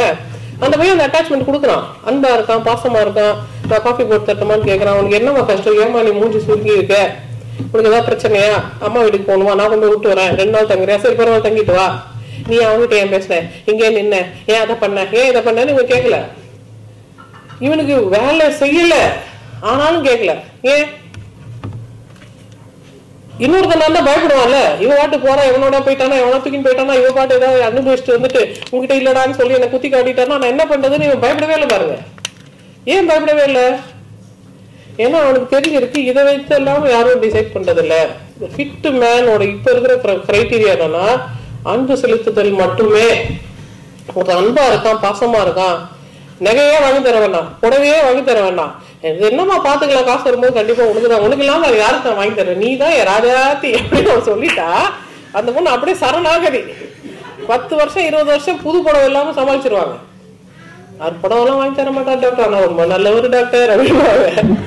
So this is what the women want. ஆனா பெண்களுக்கு இதுதான் தேவைப்படுதுன்னு ஆண்களுக்கு தெரியவே இல்லை. இது நான் எத்தனை தடவை சொன்னாலும் அந்த பொம்பளை வாட்டு சொல்லுது, அதுக்கெல்லாம் தெரிஞ்ச மாதிரி, இதெல்லாம் தெரிஞ்ச மாதிரி பேசுதுன்னு சொல்லுவாங்க. அதெல்லாம் எல்லாம் தெரிஞ்சவங்க நாங்க தான். நாங்க சொல்றாங்க கரெக்ட், எல்லா இடத்துலயும் இதை ட்ரீட் பண்ணோம். எரெக்ஷன் வரலன்னா அதான் நாங்க ட்ரீட் பண்றோம், எரெக்ஷன் ஒழுங்கா சேர்த்து இல்லைன்னா அதான் ட்ரீட் பண்றோம், குழந்தை பெற்று வளர்க்க தெரியலன்னா அதுக்கும் நாங்க தான் ட்ரீட் பண்றோம், எதுக்கோ எரெக்ஷன் வரும் அதுக்கும் நாங்க தான் ட்ரீட் பண்றோம். உங்களுக்கு உங்களோட ஆண் மேல வேற விதமான உங்களுக்கு வக்கரம் இருக்குன்னா அதுக்கும் நாங்க தான் ட்ரீட் பண்றோம். எல்லாத்துக்கும் ட்ரீட் பண்ற நாங்க சொல்லக்கூடாது. யாரோ ஒரு ஆம்பளை சொன்னா நீங்க கேட்டுப்பீங்களா? அப்போ யார் சொன்னா நீங்க கேட்பீங்கன்றது பாலினம் சம்பந்தப்பட்ட விஷயமா? அப்ப நீங்க தயவுசெய்து அதை கொஞ்சம் மாத்திக்கோங்க. ஏன்னா இதுல நாங்க தான் அத்தாரிட்டி, நாங்க சொன்னது கரெக்டா தான் இருக்கும். சோ இப்ப இதுல இஷ்யூ என்னன்னா, இந்த ஆண்கள், இந்த பேராண்மை மிக்க ஆண்கள் யாருன்னா, அன்பு செலுத்துதல், அட்டாச்மெண்ட் கொண்டாடுறது, நம்மள நம்பி ஒருத்தி வந்திருக்கா, அவருக்கு ஒரு பிரச்சனைனா நான் அவளை பாத்துக்கணும், அந்த ஸ்வீட்டா பேசி பிரியமா இருக்கிறது, அந்த அரவணைப்பு கொடுக்கறது, நட்பு கொடுக்கறது, உனக்குன்னு உண்டான ஸ்பேஸ் இது, நீ செய்யலாமா, நான் இருக்கிறவங்க கூடன்னு சொன்னா அந்த ஆணுக்கு இந்த பெண் ரொம்ப ரொம்ப விசுவாசமா இருக்காங்க. அப்படி ஒரு ஆண் தன் கணவனா இல்லைன்னா கண்டிப்பா இந்த பெண்கள் வெளி ஆண்கள் கிட்ட பேசுறாங்க, யார் என்கிட்ட பிரியமா இருப்பா, யார் என்கிட்ட பிரியமா இருக்கான்னு அந்த அட்டாச்மெண்ட் தேடல் இந்த பெண்களுக்கு இருக்கு. இப்ப தேடல் வெளியில நிறைவேறுச்சுன்னு வச்சுக்கோங்களேன், இந்த பெண் அதுக்கு என்ன ரிஸ்க் எடுக்கவும் ரெடியா இருக்காங்க. இதை நம்ம ஆண்கள் கிட்ட சொல்றோம், சார் உங்க வைஃப் கிட்ட நீங்க கொஞ்சம் அன்பா பேசுங்க, அப்பயே அதெல்லாம் கட்டி பிடிங்க, லவ் யூ சொல்லுங்க, கொஞ்சம் ஸ்வீட் வேர்ட்ஸ் பேசுங்க, செல்ல பேர்லாம் வச்சு கூப்பிடுங்கன்னு சொன்னா அதெல்லாம் வராது டாக்டர், அதெல்லாம் சும்மா சினிமால் தான், அது மாதிரி நாங்க அதெல்லாம் பண்ண தெரியாது டாக்டர், எனக்கு நடிக்கவே வராது டாக்டர் அப்படின்னு. ஹலோ, நிஜமாவே கொஞ்சம் ஃபீல் பண்ணி உங்க பொண்ணா இருந்தா நீங்க கொஞ்ச மாட்டீங்களா? உங்க பொண்ணு நினைச்சு கூட கொஞ்சம் கொண்டீங்க சார் அப்படின்னு சொல்ல வேண்டியது இருக்கும். ரியலியே இந்த மென்னுக்கு அது புரிய மாட்டேங்குது. ஒரு லேடி வந்து அவங்க ஹஸ்பண்ட் வெளியூர்ல இருந்து வருவாரு, 2 பெண் குழந்தைகள் இருக்காங்க. இருந்திருந்தும் இந்த அப்பாவும் அம்மாவும் பெட்ல உட்காந்துருக்காங்க, இன்னும் படுக்க கூட இல்லை, உட்காந்துதான் இருக்காங்க. இந்த பெண் குழந்தை ஓடி வந்து டபக்குன்னு நடுவில் ஊச்சிட்டா. இந்த அம்மா சொன்னாங்க, வந்துட்டா என் சக்காலத்தி சொன்னாங்க. அந்த அப்பா வந்து, என் பொண்ணு பார்த்து சக்காலத்தின்னு சொல்றா டாக்டர். எவ்வளவு மோசமான மனநிலையை பாருங்க. இந்த மாதிரி ஒரு பொம்பளையோட நான் குடும்பம் நடத்துறமா, எனக்கு இவ்வளவு இருக்கவே பிடிக்கல அப்படின்னாரு. நான் அவங்களுக்கு எக்ஸ்பிளைன் பண்ணேன், சார் அவங்க உங்களோட குவாலிட்டி டைம் ஸ்பெண்ட் பண்ணான்னு நினைச்சிட்டு இருக்கும்போது இந்த குழந்தை வந்தா உங்க குழந்தைக்கு தான் நீங்க ப்ரையாரிட்டி கொடுக்குறீங்க, அது உங்க ரத்தம், நீங்க ப்ரையாரிட்டி கொடுப்பீங்க. ஆனா இந்த பெண் எல்லாத்தையும் விட்டு கொடுத்துடுங்க, வேற்று ரத்தம் உங்களோட வந்து இருக்கிறாங்களே, நீங்க என்ன அட்டாச்மெண்ட் கொடுப்பீங்கன்னு அவங்க எதிர்பார்க்கறாங்க. நீங்க அட்டாச்மெண்ட்டே கொடுக்கலன்றதான் அவங்களோட கம்ப்ளைண்ட்டே. அவளுக்கு அட்டாச்மெண்ட் கொடுக்குறீங்க, எனக்கு கொடுக்கலையேன்ற அர்த்தத்துலதான் அவங்க சக்களத்தின்னு சொன்னாங்க, வேற இந்த செக்ஷுவல் கன்னோட்டேஷன்ல சொல்லல. நீங்க அதை கொஞ்சம் புரிஞ்சு ஸ்வீட்டா நடந்துக்க கூடாதா அப்படின்னா, சீரியஸ்லி இந்த குட்மேன் கிட்ட கொஞ்சம் ஸ்வீட்டா நடந்துக்கோங்க சொல்லியே அழுத்து போகுது அவங்களுக்கு, வரவே மாட்டேங்குது அவங்களுக்கு. அன்பே ஆறுவே அதெல்லாம் தேனோடு கலந்த தெல்ல முதல் கோல நிலவோடு சேர்ந்த குழி அதெல்லாம் வரமாட்டேங்குது அவங்களுக்கு. சாப்பிட்டியா, வா போலாம், அவ்வளவுதான். அப்ப நான் கேர்ள்ஸ்க்கு சொல்றேன், இவ்வளவுதான் வரும், அவனுக்கு லாங்குவேஜ் நிறைய அவன் இருக்கு, ஆனா அவன் நல்லவன் உனக்கு தெரியும்ல, பரவாயில்ல நீயே கொஞ்சம் அட்ஜஸ்ட் பண்ணிக்கோமா, என்ன பண்றது, he is a good guy, he just doesn't know to speak. And girls கிட்ட நான் ரிப்பீட்டடா சொல்றேன், ரொம்ப அழகா தித்திப்பா ஸ்வீட்டா எம்ப்ராய்டரி போட்டு பேச ஆம்பளைங்க கிட்ட, இந்த ஜாலா பேசுற ஆண்கள் கிட்ட நீங்க தயவுசெய்து கொஞ்சம் எச்சரிக்கையா இருங்க. அவங்க பெண்ணியம் பேசினாலும் பெரிய அரஸ்டா இருந்தா கூட இந்த டிசைனா பேசுற ஆண்கள் கிட்ட நம்ம விழிப்போட தான் இருக்கணும். ஏன்னா யூஸ்வலி ஆண்கள் டிசைனா பேச மாட்டாங்க. நீங்க ஆவரேஜா உங்க அப்பா எப்படி பேசுவாங்க, உங்க அண்ணன் எப்படி பேசுவாங்க, உங்க தம்பி எப்படி பேசுவான்னு கேட்டு பாருங்களேன். நீங்க தம்பி கிட்ட ரொம்ப சீரியஸா சொல்லுவீங்க, இப்படிலாம் ஆயிடுச்சுடா, அப்படி ஆயிடுச்சுடா, சரிப்பா பாப்பா போன வைப்பா எப்பப்பா அப்படின்னு தான் கேட்பாங்க. அப்படியா எப்படி நடந்தது சொல்லு, நான் ஃபர்ஸ்ட்ல இருந்து கேட்கறேன் அப்படிலாம் சொல்ல மாட்டாங்க. அவ்வளவுதானே, சரிப்பா வச்சிடலாம்ப்பா அப்படின்னு தான் சொல்லுவாங்க. சோ உங்க பிரதரே அப்படிதான் இருக்கான். உங்க பையன், நீங்க ஆசையா வளர்த்த பையன் 14 வயசு வரைக்கும் உங்க மூஞ்சி பார்த்து அம்மா நீ சோகமா இருக்கியா சந்தோஷமா இருக்கியான்னு கேட்ட பையன் 15 வயசு வரைக்கும் கொஞ்சம் மொக்க போறது நிறுத்துறியா அப்படின்னு சொல்றான்ல. ஏன் சொன்னா, ஏன்னா அவனுக்கு பிரெயின்ல டெஸ்டோஸ்டெரான் வந்துச்சு, அவன் ஆண் ஆயிட்ட பிறகு அவனுக்கு லாங்குவேஜ்ல பெரிய இன்ட்ரெஸ்ட் இல்ல. லாங்குவேஜ்ல இன்ட்ரெஸ்ட் இல்லாதனால அவன் பேச மாட்டான். நீங்க ரொம்ப பேசிங்கன்னா ஓகே ஓகே புரிஞ்சிச்சு, இதுக்கு மேல மொக்க போடாதீங்கன்னு சொல்லிடுவான். அந்த பிரெயின்ல இருக்கிற டிஃபரன்ஸை புரிஞ்சுக்காம எனக்கு அன்பா பேசுற, தித்திப்பா பேசுற, அப்படியே என்ன லயிச்சு பேசுற, என்ன கொஞ்சி தழுவி பாராட்டுற ஆண் தான் வேணும்னு பெண்கள் தேடிட்டே இருந்தா இது நடக்கவே நடக்காது. நம்ம ஏமாந்து போறதுக்கு தான் வாய்ப்பு இருக்குன்றதுனால உள்ளது இதுதான். இதை தட்டி பூசி பேஸ்ட் போட்டு அட்ஜஸ்ட் பண்ணதுக்கு நம்ம பார்ப்போம்.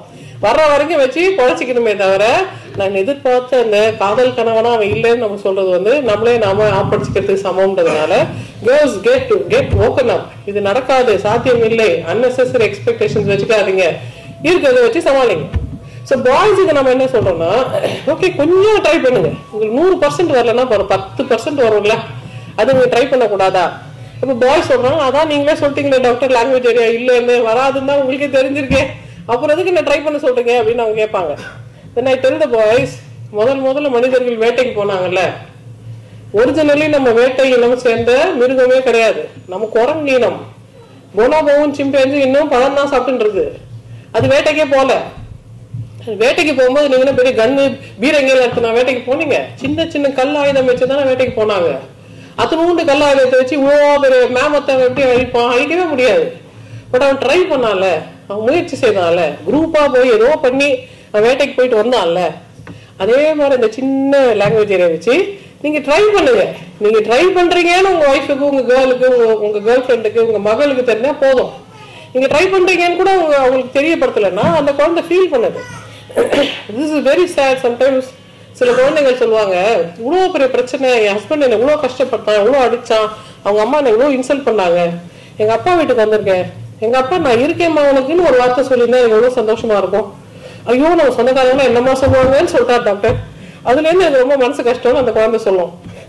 மெனக்கெட்டு அவங்க அப்பா கிட்ட, சார் உங்க பொண்ணு இவ்வளோலாம் ஃபீல் பண்றாங்க, நீங்க இல்லம்மா நான் இருக்கேன், எதுனா இருந்தாலும் பாத்துக்கலாம், நீ கவலைப்படாதமான்னு இந்த 2 டைலாக், நான் இருக்கேன் கவலைப்படாத பாத்துக்கலாம், இதை மட்டும் சொல்லிடுங்க சார் அப்படின்னு கஷ்டப்பட்டு சொல்லிதாங்க. அவரு அந்த பொம்பளை கிட்ட போய் என் காசு கொடுத்து என்ன பத்தியே திட்டிட்டு வந்தியா, என்ன பத்தியே குறை சொல்றதுக்கு நீங்க அங்க வரைக்கும் போயிட்டு வரீங்களா அப்படின்னு சொல்லுவார். நான் என்ன சொன்னேன், சார் நான் இருக்கேன், ஒன்றும் பிரச்சனை இல்லை, பாத்துக்கிறேன்னு தானே சொல்ல சொன்னேன். ஆனா அவங்க இப்படி ரிவர்ஸ்ல சொல்லுவாங்க. ஆனா இப்படி சொல்ற ஆள் யாருன்னு பார்த்தா வடிகட்டுனா ஜென்டில்மேனா இருப்பாரு. ஒரு பெண்ணை தவறாக ஏறெடுத்தும் பார்க்காத, மகளுக்கும் மனைவிக்கும் உயிரே கொடுக்குற மனுஷனா இருப்பாரு. அந்த ஒரு டைலாக் சொல்ல வராது அவரு. ஸோ இந்த மாதிரி சூழ்நிலையில பெண்கள் வந்து அந்த எனக்குன்னு ஆசையா பேசுறதுக்கு, சாந்திக்கிறதுக்கு ஒரு தோல், நான் நினைக்கிறத ஷேர் பண்ணிக்கிறதுக்கு ஒரு ஃப்ரெண்டு, நல்ல ஃப்ரெண்டு கிடைக்க மாட்டான்னு தான் பெண்கள் தேடுறாங்க. அப்படி தேடும் போது அழகா பேச ஒருத்தர் மாட்டினா, பேசுறேன் நீ பேசுறேன் நான் பேசுறேன், விடிய பேசுறேன், திட்டு பேசுறேன், ஒழிஞ்சு பேசுறோம், பேசுறதுல பெருசா பட்டாசெல்லாம் வெடிச்சிருவோம். அவன் எதுக்கு பேசுறான்? ரொம்ப பேசி நட்பு வளர்த்து இந்த பெண்ணை நம்ம ஆதரித்து வளர்த்துறதுக்காக பேசுறான், எப்ப கூப்பிடலான்றதுக்காக பேசுறான். இந்த பெண்கள் என்ன நினைப்பாங்க, அது அப்ப வரும்போது நான் பாத்துக்கிறேன், இப்ப நல்லா பேசுறான்ல அது வரைக்கும் நான் என்ஜாய் பண்ணிக்கிறேன். அந்த ப்ராப்ளம் வரும்போது என்னால ஃபேஸ் பண்ண முடியும். I am a very confident capable woman, I am a powerful woman, நான் ஹேண்டில் பண்ணுவேன்னு நினைக்கிற பெண்கள் தான் ஹேண்டில் பண்ண ட்ரை பண்றாங்க. சரி அவங்க கூப்பிடுறோம்னா நான் போறேன், என்ன பெரிய விஷயம், என்ன செய்யறோம், நான் போய் பாக்குறேன் அப்படின்னு கிளம்பிடுறாங்க. அப்ப அவங்க என்ன நினைக்கிறாங்க, இந்த பெண் தைரியமா வராது, இந்த அளவுக்கு ரொம்ப சூப்பர் உமனா இருக்குது, சந்தோஷம்லாம் நினைக்கிறேன், என்ன திமுறது, நான் கூப்பிட்டா வருது இப்படிதான் நினைக்கிறாங்க. டபுள் ஸ்டாண்டர்ட்ஸ் அவங்களுக்கு இருக்கு. அவங்க அம்மா வீரமா போய், அவங்க அப்பா வீட்டுல இல்லாத போய் இவங்க அம்மா போய் அட்மிஷன் போட்டு காலேஜ்ல சேர்த்து விட்டா அவங்க அம்மா வீரமான பெண் இல்லையா? அவங்க கேர்ள் ஃபிரெண்ட் வீரமா கிளம்பி வந்தா மோசமான பெண்.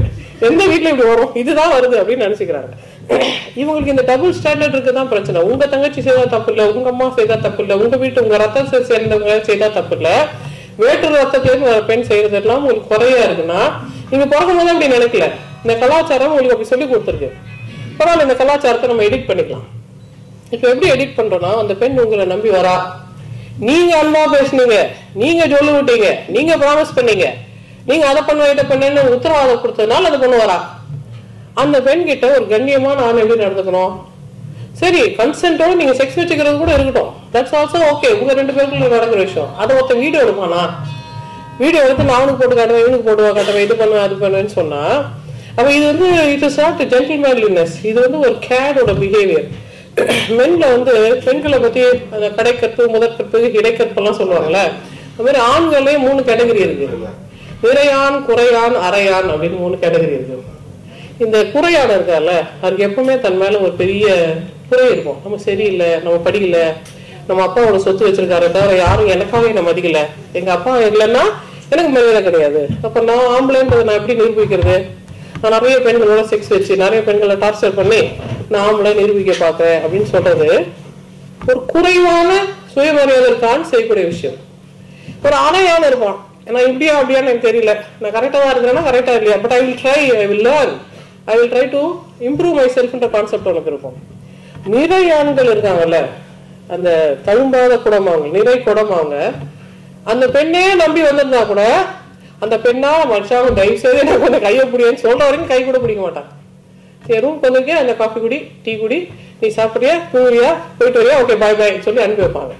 இந்த பெண்ணே நினைக்கும், ஆசைப்பட்டு தானே நம்ம கூப்பிட்டான், ஒண்ணுமே பண்ணால எனக்கு ஏதாவது பிரச்சனையா அப்படின்னா அவனுக்கு பிரச்சனை இல்லை, அவன் அவ்வளோ பெரிய ஜென்டில்மேன். நீங்க எக்ஸ்பிளிசிட்டா கன்சென்ட் சொல்லாத வரைக்கும் அவன் கை நுனி கூட உங்க மேல படாதுன்னா அவன் தான் நிறைவான ஆண். அந்த மாதிரி ஆனதான் நீங்க சூஸ் பண்ணணுமே தவிர நீங்க வந்தோன்னா அப்படியே பழஞ்சி வந்து காஞ்ச மாட்டு கொள்ள அந்த மாதிரி டபால் வந்து குச்சி வான்னு சொன்னா இது அரையான். இது கூடலாம் நீங்க ரிலேஷன்ஷிப் வச்சுக்காதீங்க, எஸ்கேப் ஆயிடுங்க. சோ அந்த அரையான் குறையான்கள் கூட நம்ம சொல்ல வேண்டியது என்னன்னா, யாருமே பிறக்கும் போது நிறையானா பிறக்கிறது இல்லை. It is only by learning. நீங்க கத்துக்கோங்க. ஒரு சமுதாயத்துல ஒரு ஆணுக்கு பெரிய மரியாதை எப்போ வரும்னா, அவன் ரொம்ப அன்பானவனா இருக்கும்போது, மரியாதை தெரிஞ்சவனா இருக்கும்போது, கலாச்சாரத்துல ரொம்ப ரொம்ப கை தேர்ந்தவனா இருக்கும்போது, இந்த பையன் ரொம்ப நல்ல பையன், உங்க பையனை நல்லா வளர்த்துருக்கீங்கன்னு மத்தவங்க வந்து உங்க அம்மா கிட்ட சொல்லும் போதுதான் நீங்க சூப்பர் ஸ்பெஷல் மேன், இந்த கைஷடியை வளர்த்துருக்கியா, தர்தரத்தை வளர்த்துருக்கியா, இந்த தருதலையே வளர்த்துருக்கியான்னு யாராவது உங்க அம்மா கிட்ட போய் சொன்னாங்கன்னா நீங்களும் தோத்து போயிட்டீங்க, உங்க அம்மாவும் தோக்கடிச்சிட்டீங்க. அப்படி இல்லாம நல்ல பிள்ளைய பெற்று வச்சிருக்கீங்கம்மா, என் பொண்ணை பத்திரமா கொண்டாந்து விட்டுட்டு போனான்னு உங்க அம்மா கிட்ட போய் யாராவது சொன்னா அப்பதான் உங்க அம்மாவுக்கு நீங்க நல்ல பேரை வாங்கி தரீங்க. அதுதான் நிறை ஆணுக்கு உண்டான பழக்க வழக்கம். சோ இப்போ இந்த செக்ஷுவல் செலெக்ஷன்ல பெண்கள் நிறை ஆண்களை தான் தேர்வு செய்ய முயற்சி பண்றாங்க. இந்த ஆண் ஜென்டில்மேனா இருக்கிறானா, அன்பா பேசுறானா, அட்டாச்மெண்ட் கொடுக்குறானா, பிரச்சனை வரும்போது வந்து நிக்கிறானா, எனக்கு ப்ரொடெக்ட் பண்ணானா, எனக்கு சப்போர்ட் பண்ணானா, அவங்க அம்மாவே தகராறு பண்ணா கூட ஏமா அவளை திட்டுறீங்க, அவன் கஷ்டப்படுவாள்னு ஒரு வார்த்தை சொல்லிட்டா அவன் ஜித்தன், அவன் ஜெயித்தான், அவன் தான் ஆல்பா மேல். எனக்கு தெரியாது நீங்க எப்படி சண்டை கொடுக்கும், நான் போயிட்டேன், எனக்கு காஃபி மட்டும் கூட வந்து கொடுத்துருமா அப்படின்னு சொல்லிட்டா நீ ஏற்கனவே தோத்துட்டா, ஒரு காஃபி வேற ஒரு கேடா. சோ இப்ப இந்த மேனை நம்ம இப்படி டிஃபரன்ஷியேட் பண்றோம்ல, இது வந்து அக வாழ்க்கைக்கு மட்டும் இல்ல, புற வாழ்க்கை கூட பாருங்களேன். ஒரு நாட்டுக்கு தலைவனை நம்ம தேர்வு செய்யும் பொழுது எப்படிப்பட்ட ஆணை தேர்வு செய்யறோம்? எல்லாம் வாங்க போறோம் போலான்னு சொல்றாங்க, நம்ம தேர்வு செய்யறோம். எல்லாம் ஒண்ணு போறலாம் செய்வேன்னா நிதானமா சமாதானமா பேசி எல்லாம் ஒரு அன்பு பரிமாற்றம் பண்ணி அமைதி உடன்படிக்கை பண்ணி அவங்களுக்கும் ஆதாயம் இல்லாம, அவங்களுக்கும் லாஸ் இல்லாம, அவங்களுக்கும் நஷ்டம் இல்லாம, நமக்கும் நஷ்டம் இல்லாம சமாதானமா பேசுற தலைவன் தான் சிறந்த தலைவன். உங்க வீட்டுல இருந்து பசங்களை அனுப்புங்க, அவங்க வீட்டுல இருந்து பசங்க அனுப்புங்க, நான் போர் கூட்டின்னு போறேன், நான் போர் கூட்டின்னு போறேன்னு சொன்னா அவர் நிறைய ஆண் கிடையாது, அவர் ரொம்ப ரொம்ப குறையான். சில ஆண்களுக்கு இது தெரியாதுல்ல, அவங்க என்ன நினைக்கிறாங்க, போருக்கு போயிட்டாலே அவன் ஆம்பளை, போருக்கு கூப்பிட்டாலே ஆம்பளை அப்படின்னு நினைக்கிறாங்க. போருக்கு கூப்பிடாதான் தான் ஆம்பளை, பிரச்சனைக்குள்ள மாட்டிக்காதவன் தான் ஆம்பளை. அப்ப ஆண்கள்ல நம்ம சொன்னோம் இல்லையா, இந்த இறையான் குறையான் அரையான் மாதிரி பேரான் அப்படின்னு ஒரு ஆண் இருக்காங்க. பேரான் யாருன்னா, எங்க பிரச்சனை வந்தா பக்கத்து வீட்டுக்கு எதிர் வீட்டு பெண்ணு, எதிராளி வீட்டு பெண்ணுக்கு பிரச்சனை வந்தா கூட எனக்கு பிடிக்காது, அந்த வீட்டுக்கும் எங்க அம்மாவுக்கும் தகராறு, அந்த வீடு எங்களுக்கு பகையான வீடு, ஆனா அந்த வீட்டுல ஒரு பெண்ணுக்கு பிரச்சனை வந்தா கூட இந்த பையன் கேட்பான், ஏமா அப்படி பேசுறீங்க, ஏங்க இப்படி பண்ணீங்க, எங்க வீட்டு பொண்ணுதான் அதை விட்டுருங்க அப்படின்னு ஒரு பையன் சொல்லுவான்ல, அவன் தான் பேரான். அந்த மாதிரி பேராண்களா ஆண்கள் இருந்தாங்கன்னா அவையார் சொல்லுவாங்கல்ல, எவ்வளி ஆடவர் அவ்வளி நிலவே இல்லையா, அது மாதிரி எவ்வளி ஆடவர் அவ்வளி பெண்டீர். எங்கெல்லாம் ஆண்கள் ஜென்டில்மேனா இருக்காங்களோ, பேராண்மை மிக்கவர்களா இருப்பாங்களோ, நிறைவான ஆண்களா இருக்கிறாங்களோ, இந்த தன்மை, நிறை, ஓர்ப்பு, கடைபிடி, கடமை, கண்ணியம், கட்டுப்பாடு எல்லாம் இருக்கிற ஆண்களா இருக்கிறாங்களோ, அங்க பெண்கள் பாதுகாப்பா இருப்பாங்க, அந்த நாடு சுபிட்சமா இருக்கும், அந்த நாட்டுக்கு விசாரிச்சுட்டு போறதுக்கு எல்லாம் ரெடியா வருவாங்க. எங்கெல்லாம் பெண்களை அச்சுறுத்தி, இந்த பெண்களை அசிங்கப்படுத்தி, பெண்களை கஷ்டப்படுத்தி, குழந்தைகளையும் கஷ்டப்படுத்தி நீங்க எல்லாம் பெரிய ஆண்கள்னு கொக்கரிக்க நீங்க ட்ரை பண்றீங்களோ, அந்த நாட்டுக்கு விசாவே யாரும் வாங்க மாட்டாங்க. அந்த நாள் யூஎன் தான் வரும், இந்த நாட்டுல அமைதி சரியில்லையாம, இந்த நாட்டுல பெண்களை ஒழுங்கா நடத்தலையாம, உங்களுக்கு நாங்க சாங்ஷன் போடுறோம், நீங்க ஒழுங்கா நடந்துக்கிறீங்களா இல்லையா அப்படின்னு அமைதி படைகள்லாம் வந்து அங்க இறங்குவோம். ஏன் அப்படி நடந்துக்கிறீங்க பெண்கள் கிட்டன்னு? ஏன்னா அந்த ஆள் எல்லாம் அந்த ஊர்ல இருக்கிற ஆண்கள் பேராண்களா இருக்காங்க, நம்ம ஊர்ல பிரச்சனை வந்தாலும் அவங்க வந்து கேட்கிறாங்க. சோ இப்ப நம்ம ஆண்கள் கிட்ட வேண்டி விரும்பி ரொம்ப அன்பா, ரொம்ப நர்ச்சரிங்கா, ரொம்ப அட்டாச்மெண்டோட கேட்டுக்கிறது என்னன்னா, தயவு செய்து எல்லாருமே கொஞ்சம் பேராண்களா இருக்க ட்ரை பண்ணுங்க. நீங்க பேராண்களா இருக்கிறது இந்த நாட்டுக்கு நீங்க செய்யற மிகப்பெரிய காணிக்கை. அது மட்டும் இல்ல, அதுதான் நார்மல். இப்ப மென்டல் ஹெல்த்ல நாங்க 3 கேள்விதான் கேட்போம். ஃபர்ஸ்ட் கொஸ்டின், இவங்க பண்றது இவங்களுக்கு யூஸ்ஃபுல்லா இருக்கா, அவங்க பண்றது அவங்க ஃபேமிலிக்கு யூஸ்ஃபுல்லா இருக்கா, இந்த காரியம் அவங்க சொசைட்டிக்கு யூஸ்ஃபுல்லா இருக்கா. இந்த 3த்துக்கும் யூஸ்ஃபுல்லா இருக்கிற விஷயங்கள் பண்ணா அவங்க நார்மல். இந்த 3த்துக்குமே யூஸ் இல்லாத விஷயத்த பண்ணா அது அப்நார்மல். அப்நார்மலுக்கு நிறைய பேர் இருக்கும், ஆனா நார்மல் ஒன்னே ஒண்ணுதான், அது தனக்கும் தன் குடும்பத்துக்கும் தன் சமுதாயத்துக்கும் பயனுள்ள காரியங்களை தேர்ந்தெடுத்து செய்யறது. ஒரு பொண்ணை போய் நீங்க ரேப் பண்றது உங்களுக்கு ஏதாவது யூஸா? உங்க பேர் டேமேஜ் ஆயிடாதா? உங்க அம்மாவுக்கு பேர் கிடாதா? இப்படிலாம் பிள்ளை பெற்று வச்சிருக்கிறேன், அதுக்கு நீ மலடியாவே இருந்திருக்கலாம், நீ எல்லாம் ஒரு பொம்பளை அப்படின்னு கேட்க மாட்டாங்களா? இப்பெல்லாம் உன் புள்ள தருதல தீரா, நீ பார்த்துட்டு சும்மாவா இருந்த, நீ நாட்டை காப்பாத்துறதோட உன் பிள்ளைய பார்க்காம இருந்துட்டியே, நீ எல்லாம் ஒரு ஆம்பளையா அப்படின்னு உங்க அப்பாவை கேட்க மாட்டாங்களா? சோ நீங்கள் தவறு செய்தால் உங்களுக்கும் தண்டனை இருக்கு, உங்க ஃபேமிலிக்கு சமுதாயத்துல பெரிய அவமானம் இருக்கு. உங்க வீட்டுல அதுக்கப்புறம் எந்த பொண்ணும் யாரும் திரும்பி பார்க்க மாட்டாங்க, உங்க வீட்டுல எந்த பையனுக்கும் கல்யாணம் நடக்காது, உங்க வீட்டுல இருக்க அந்த குலம் கண்டிப்பா நாசமாதான் போகும். ஏன்னா சொசைட்டி அப்படி செய்யும். யாராவது மிகப்பெரிய தவறு செய்தால் அந்த வீட்டுல யாரும் அந்த துஷ்டனை கண்டா தூர விலகுன்னு சொல்லிட்டு அந்த குடும்பத்தை அப்படியே ஏலியனேட் பண்ணிடுவாங்க. அப்ப உங்களுக்கும் நஷ்டம், உங்க குடும்பத்துக்கும் நஷ்டம், இந்த நாட்டுல இருக்க பெண்களுக்கும் ஆண்களுக்கும் மிகப்பெரிய பாதிப்பு ஏற்படுத்தி அப்படியே நஷ்டம்னா அப்ப நீங்க எவ்வளவு அப்நார்மலா இருக்கீங்க? ஆண்கள் எல்லாம் அப்நார்மலா இருக்கிற இடத்துல எப்படி நாடு சுபிட்சம் ஆகும்?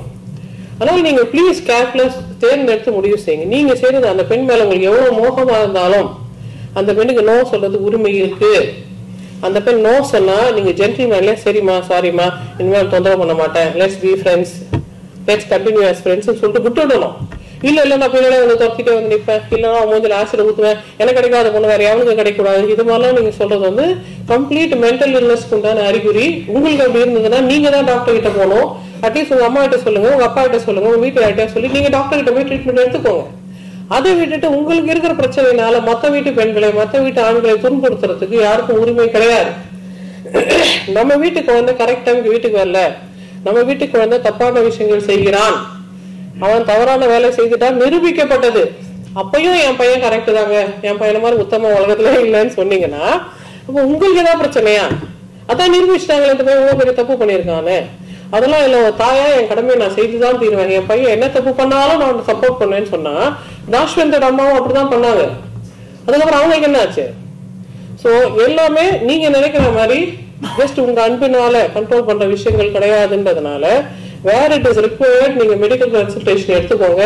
சில விஷயங்கள் வைத்தியம் பண்ணி தான் சரி பண்ணணும்னா வைத்தியம் பண்ணி தான் சரி பண்ணணும். அதை அக்செப்ட் பண்ணணும் ரியாலிட்டி தவிர வெளியில தெரியாம நான் காப்பாத்துவேன், மான மரியாதை போகாம காப்பாத்துவேன், என் குடும்ப மானம் எல்லாம் போகாம காப்பாத்துவேன்னு சொல்லிட்டு பிரச்சனையை நம்ம பெருசு பண்ணிட்டே இருக்க முடியாது.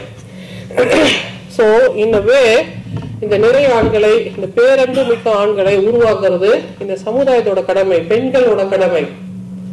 ஆனா பெண்கள் சுதந்திரமா இருந்தாலும் ஆண்களை அப்படி வளர்க்க முடியும். பெண்கள் சுதந்திரமா இல்ல, உங்க பையன் அப்படி பண்ணா அப்படின்னு ஒரு அம்மா வந்து ஒரு அப்பா கிட்ட சொன்னாங்கன்னா, நான் பண்ணாதடா, அதெல்லாம் நம்ம வீட்டுல சமைக்கிறோம், இதெல்லாம் நீ பெருசுப்படுத்தாத, ஆம்பளை பசங்க அப்படிதான் இருப்பாங்க, நீ முதல்ல போய் சமைக்கிற வேலையை பாரு, சமைக்கிற வேலையை பாருன்னு சொல்லிட்டு ஒரு அம்மாவை நீங்க பவர்லெஸ் ஆக்குனீங்கன்னா இந்த அம்மா கேள்வியும் கேட்க முடியாது. கேட்டாலும் அந்த பையன் என்ன சொல்லுவான்? வாய மூடுறியா இல்ல மூஞ்சில ஒண்ணு குத்துட்டான்னு கேட்பான். கேட்பானா இல்லையா? அப்ப இந்த அம்மா வலிக்கு போயிட்டு மேற்கொண்டு கேட்க மாட்டாங்க. அப்ப இந்த லேடிய பவர்லெஸ் ஆக்குனது யாரு? இந்த லேடி கொஞ்சம் பவர்ஃபுல்லா இருந்திருந்தா கூட தன் பையனை ஒழுங்கா கண்ட்ரோல் பண்ணி கொண்டு வந்திருப்பாங்கல்ல. சரி, அந்த லேடி தான் போட்டு விட்டாங்க. நீங்க கிளாஸ்மேட்டா இருக்கும்போது உங்க ஃப்ரெண்டு தப்பு பண்றான்னு நீங்க கேட்க கூடாதா? கூட வேலை செய்யற ஒரு பையன் தப்பு பண்ணா நீங்க கேட்க கூடாதா? சோ எல்லா இடத்துலயும் ஒரு மேனை சிவிலைஸ் பண்றது உமனோட ஜாப். மேன் வந்து கொஞ்சம் காட்டு மிராண்டியா இருப்பான். ஒரு பையன் வேலைக்கே போல வீட்லயே இருக்கிறான்னா பெருசா தாடி வளர்த்து நெகல்லாம் வளர்த்து குளிக்காம அப்படியேதான் இருப்பான். ஒரே ஒரு கேர்ள் ஃப்ரெண்ட் அந்த பக்கம் வந்துட்டு போயிடுச்சுன்னா அத்தனை நாள் கரெக்ட் ஆயிடுவான். ஏன்னா அந்த உமனுக்கு அவ்வளவு பவர் இருக்கு. அந்த பவர்ஃபுல் பொசிஷன்ல இருக்கிற நாம மென்ன ஜஸ்ட் லைக் தட் அவன் சரியில்லை அவ்வளவுதான் அப்படின்னு கண்டெம் பண்ணாம let us engage with the men, let us work with the men, sustained effort போட்டு ஒரு 10 வருஷம் நம்ம எஃபர்ட் போட்டா கண்டிப்பா அதுல பலன் இருக்கும். இது நான் ஒருத்தி மட்டும் செய்ய முடியாது, நம்ம எல்லாரும் சேர்ந்து செய்தாதான் இது நடக்கும். சோ இதை நம்ம தொடர்ந்து செய்யும் போது ஆண்களை நம்ம போட்டு, ஆண்களை நம்ம மெச்சி, ஆண்களுக்கு இதுதான் பேராண்மை, இப்படிதான் இருக்கணும், இப்படி இருந்தாதான் உன்னை எல்லாருக்கும் பிடிக்கும்ன்றது திரும்ப திரும்ப சொல்லி அவனுக்கு நிறைய ரிவார்ட்ஸ் கொடுத்து அப்ரிசியேஷன் கொடுத்து அவனை கொண்டு வந்துட்டோம்னா ஒரு ஜெனரேஷன்ல நம்ம போடுற உழைப்பு அடுத்த ஜெனரேஷன்ல நம்ம ஆண்கள்லாம் சரியாயிடுவாங்க. எந்த நம்பிக்கையில நான் அதை சொல்றேன்? எராஸ்மஸ் டார்வின் சொன்னாரு, 30 வருஷம் கழிச்சு அதை பத்தி யாரும் பேசவே இல்லை. எராஸ்மஸ் கடகரான் நீ படிமா அப்படின்னு சொல்லிட்டாங்க. ஒரு தலைமுறையில பெரிய மாற்றம் வரும் நம்ம முயற்சிகள் செய்தால். சோ இனிலேருந்து நம்ம முயற்சி செய்யறோம், நம்ம ஆண்களை நம்ம காப்பாத்துறோம், நம்ம ஆண்களை நம்ம எம்பவர் பண்ணிட்டோம்னா அவங்க ஜென்டில்மேனா நடந்துக்கிட்டாங்கன்னா அதுக்கப்புறம் வேற எதை பத்தி நம்ம கவலைப்பட வேண்டாம்ன்றதுனால எவ்வளி ஆடவர் அவ்வளி பெண்டீர், எவ்வளி ஆடவர் சிறந்தவங்களா இருக்கிறாங்களோ அவ்வளி நம்ம வாழ்வோம் சொல்லி விடைபெறுகிறேன். நன்றி, வணக்கம். இந்த வீடியோ பிடிச்சிருந்தா லைக் பண்ணுங்க, கமெண்ட் பண்ணுங்க, ஷேர் பண்ணுங்க. மேலும் எங்கள் வீடியோஸை பார்க்க எங்கள் சேனலை சப்ஸ்கிரைப் பண்ணுங்க. மறந்துடாம பெல் பட்டனை ப்ரெஸ் பண்ணுங்க.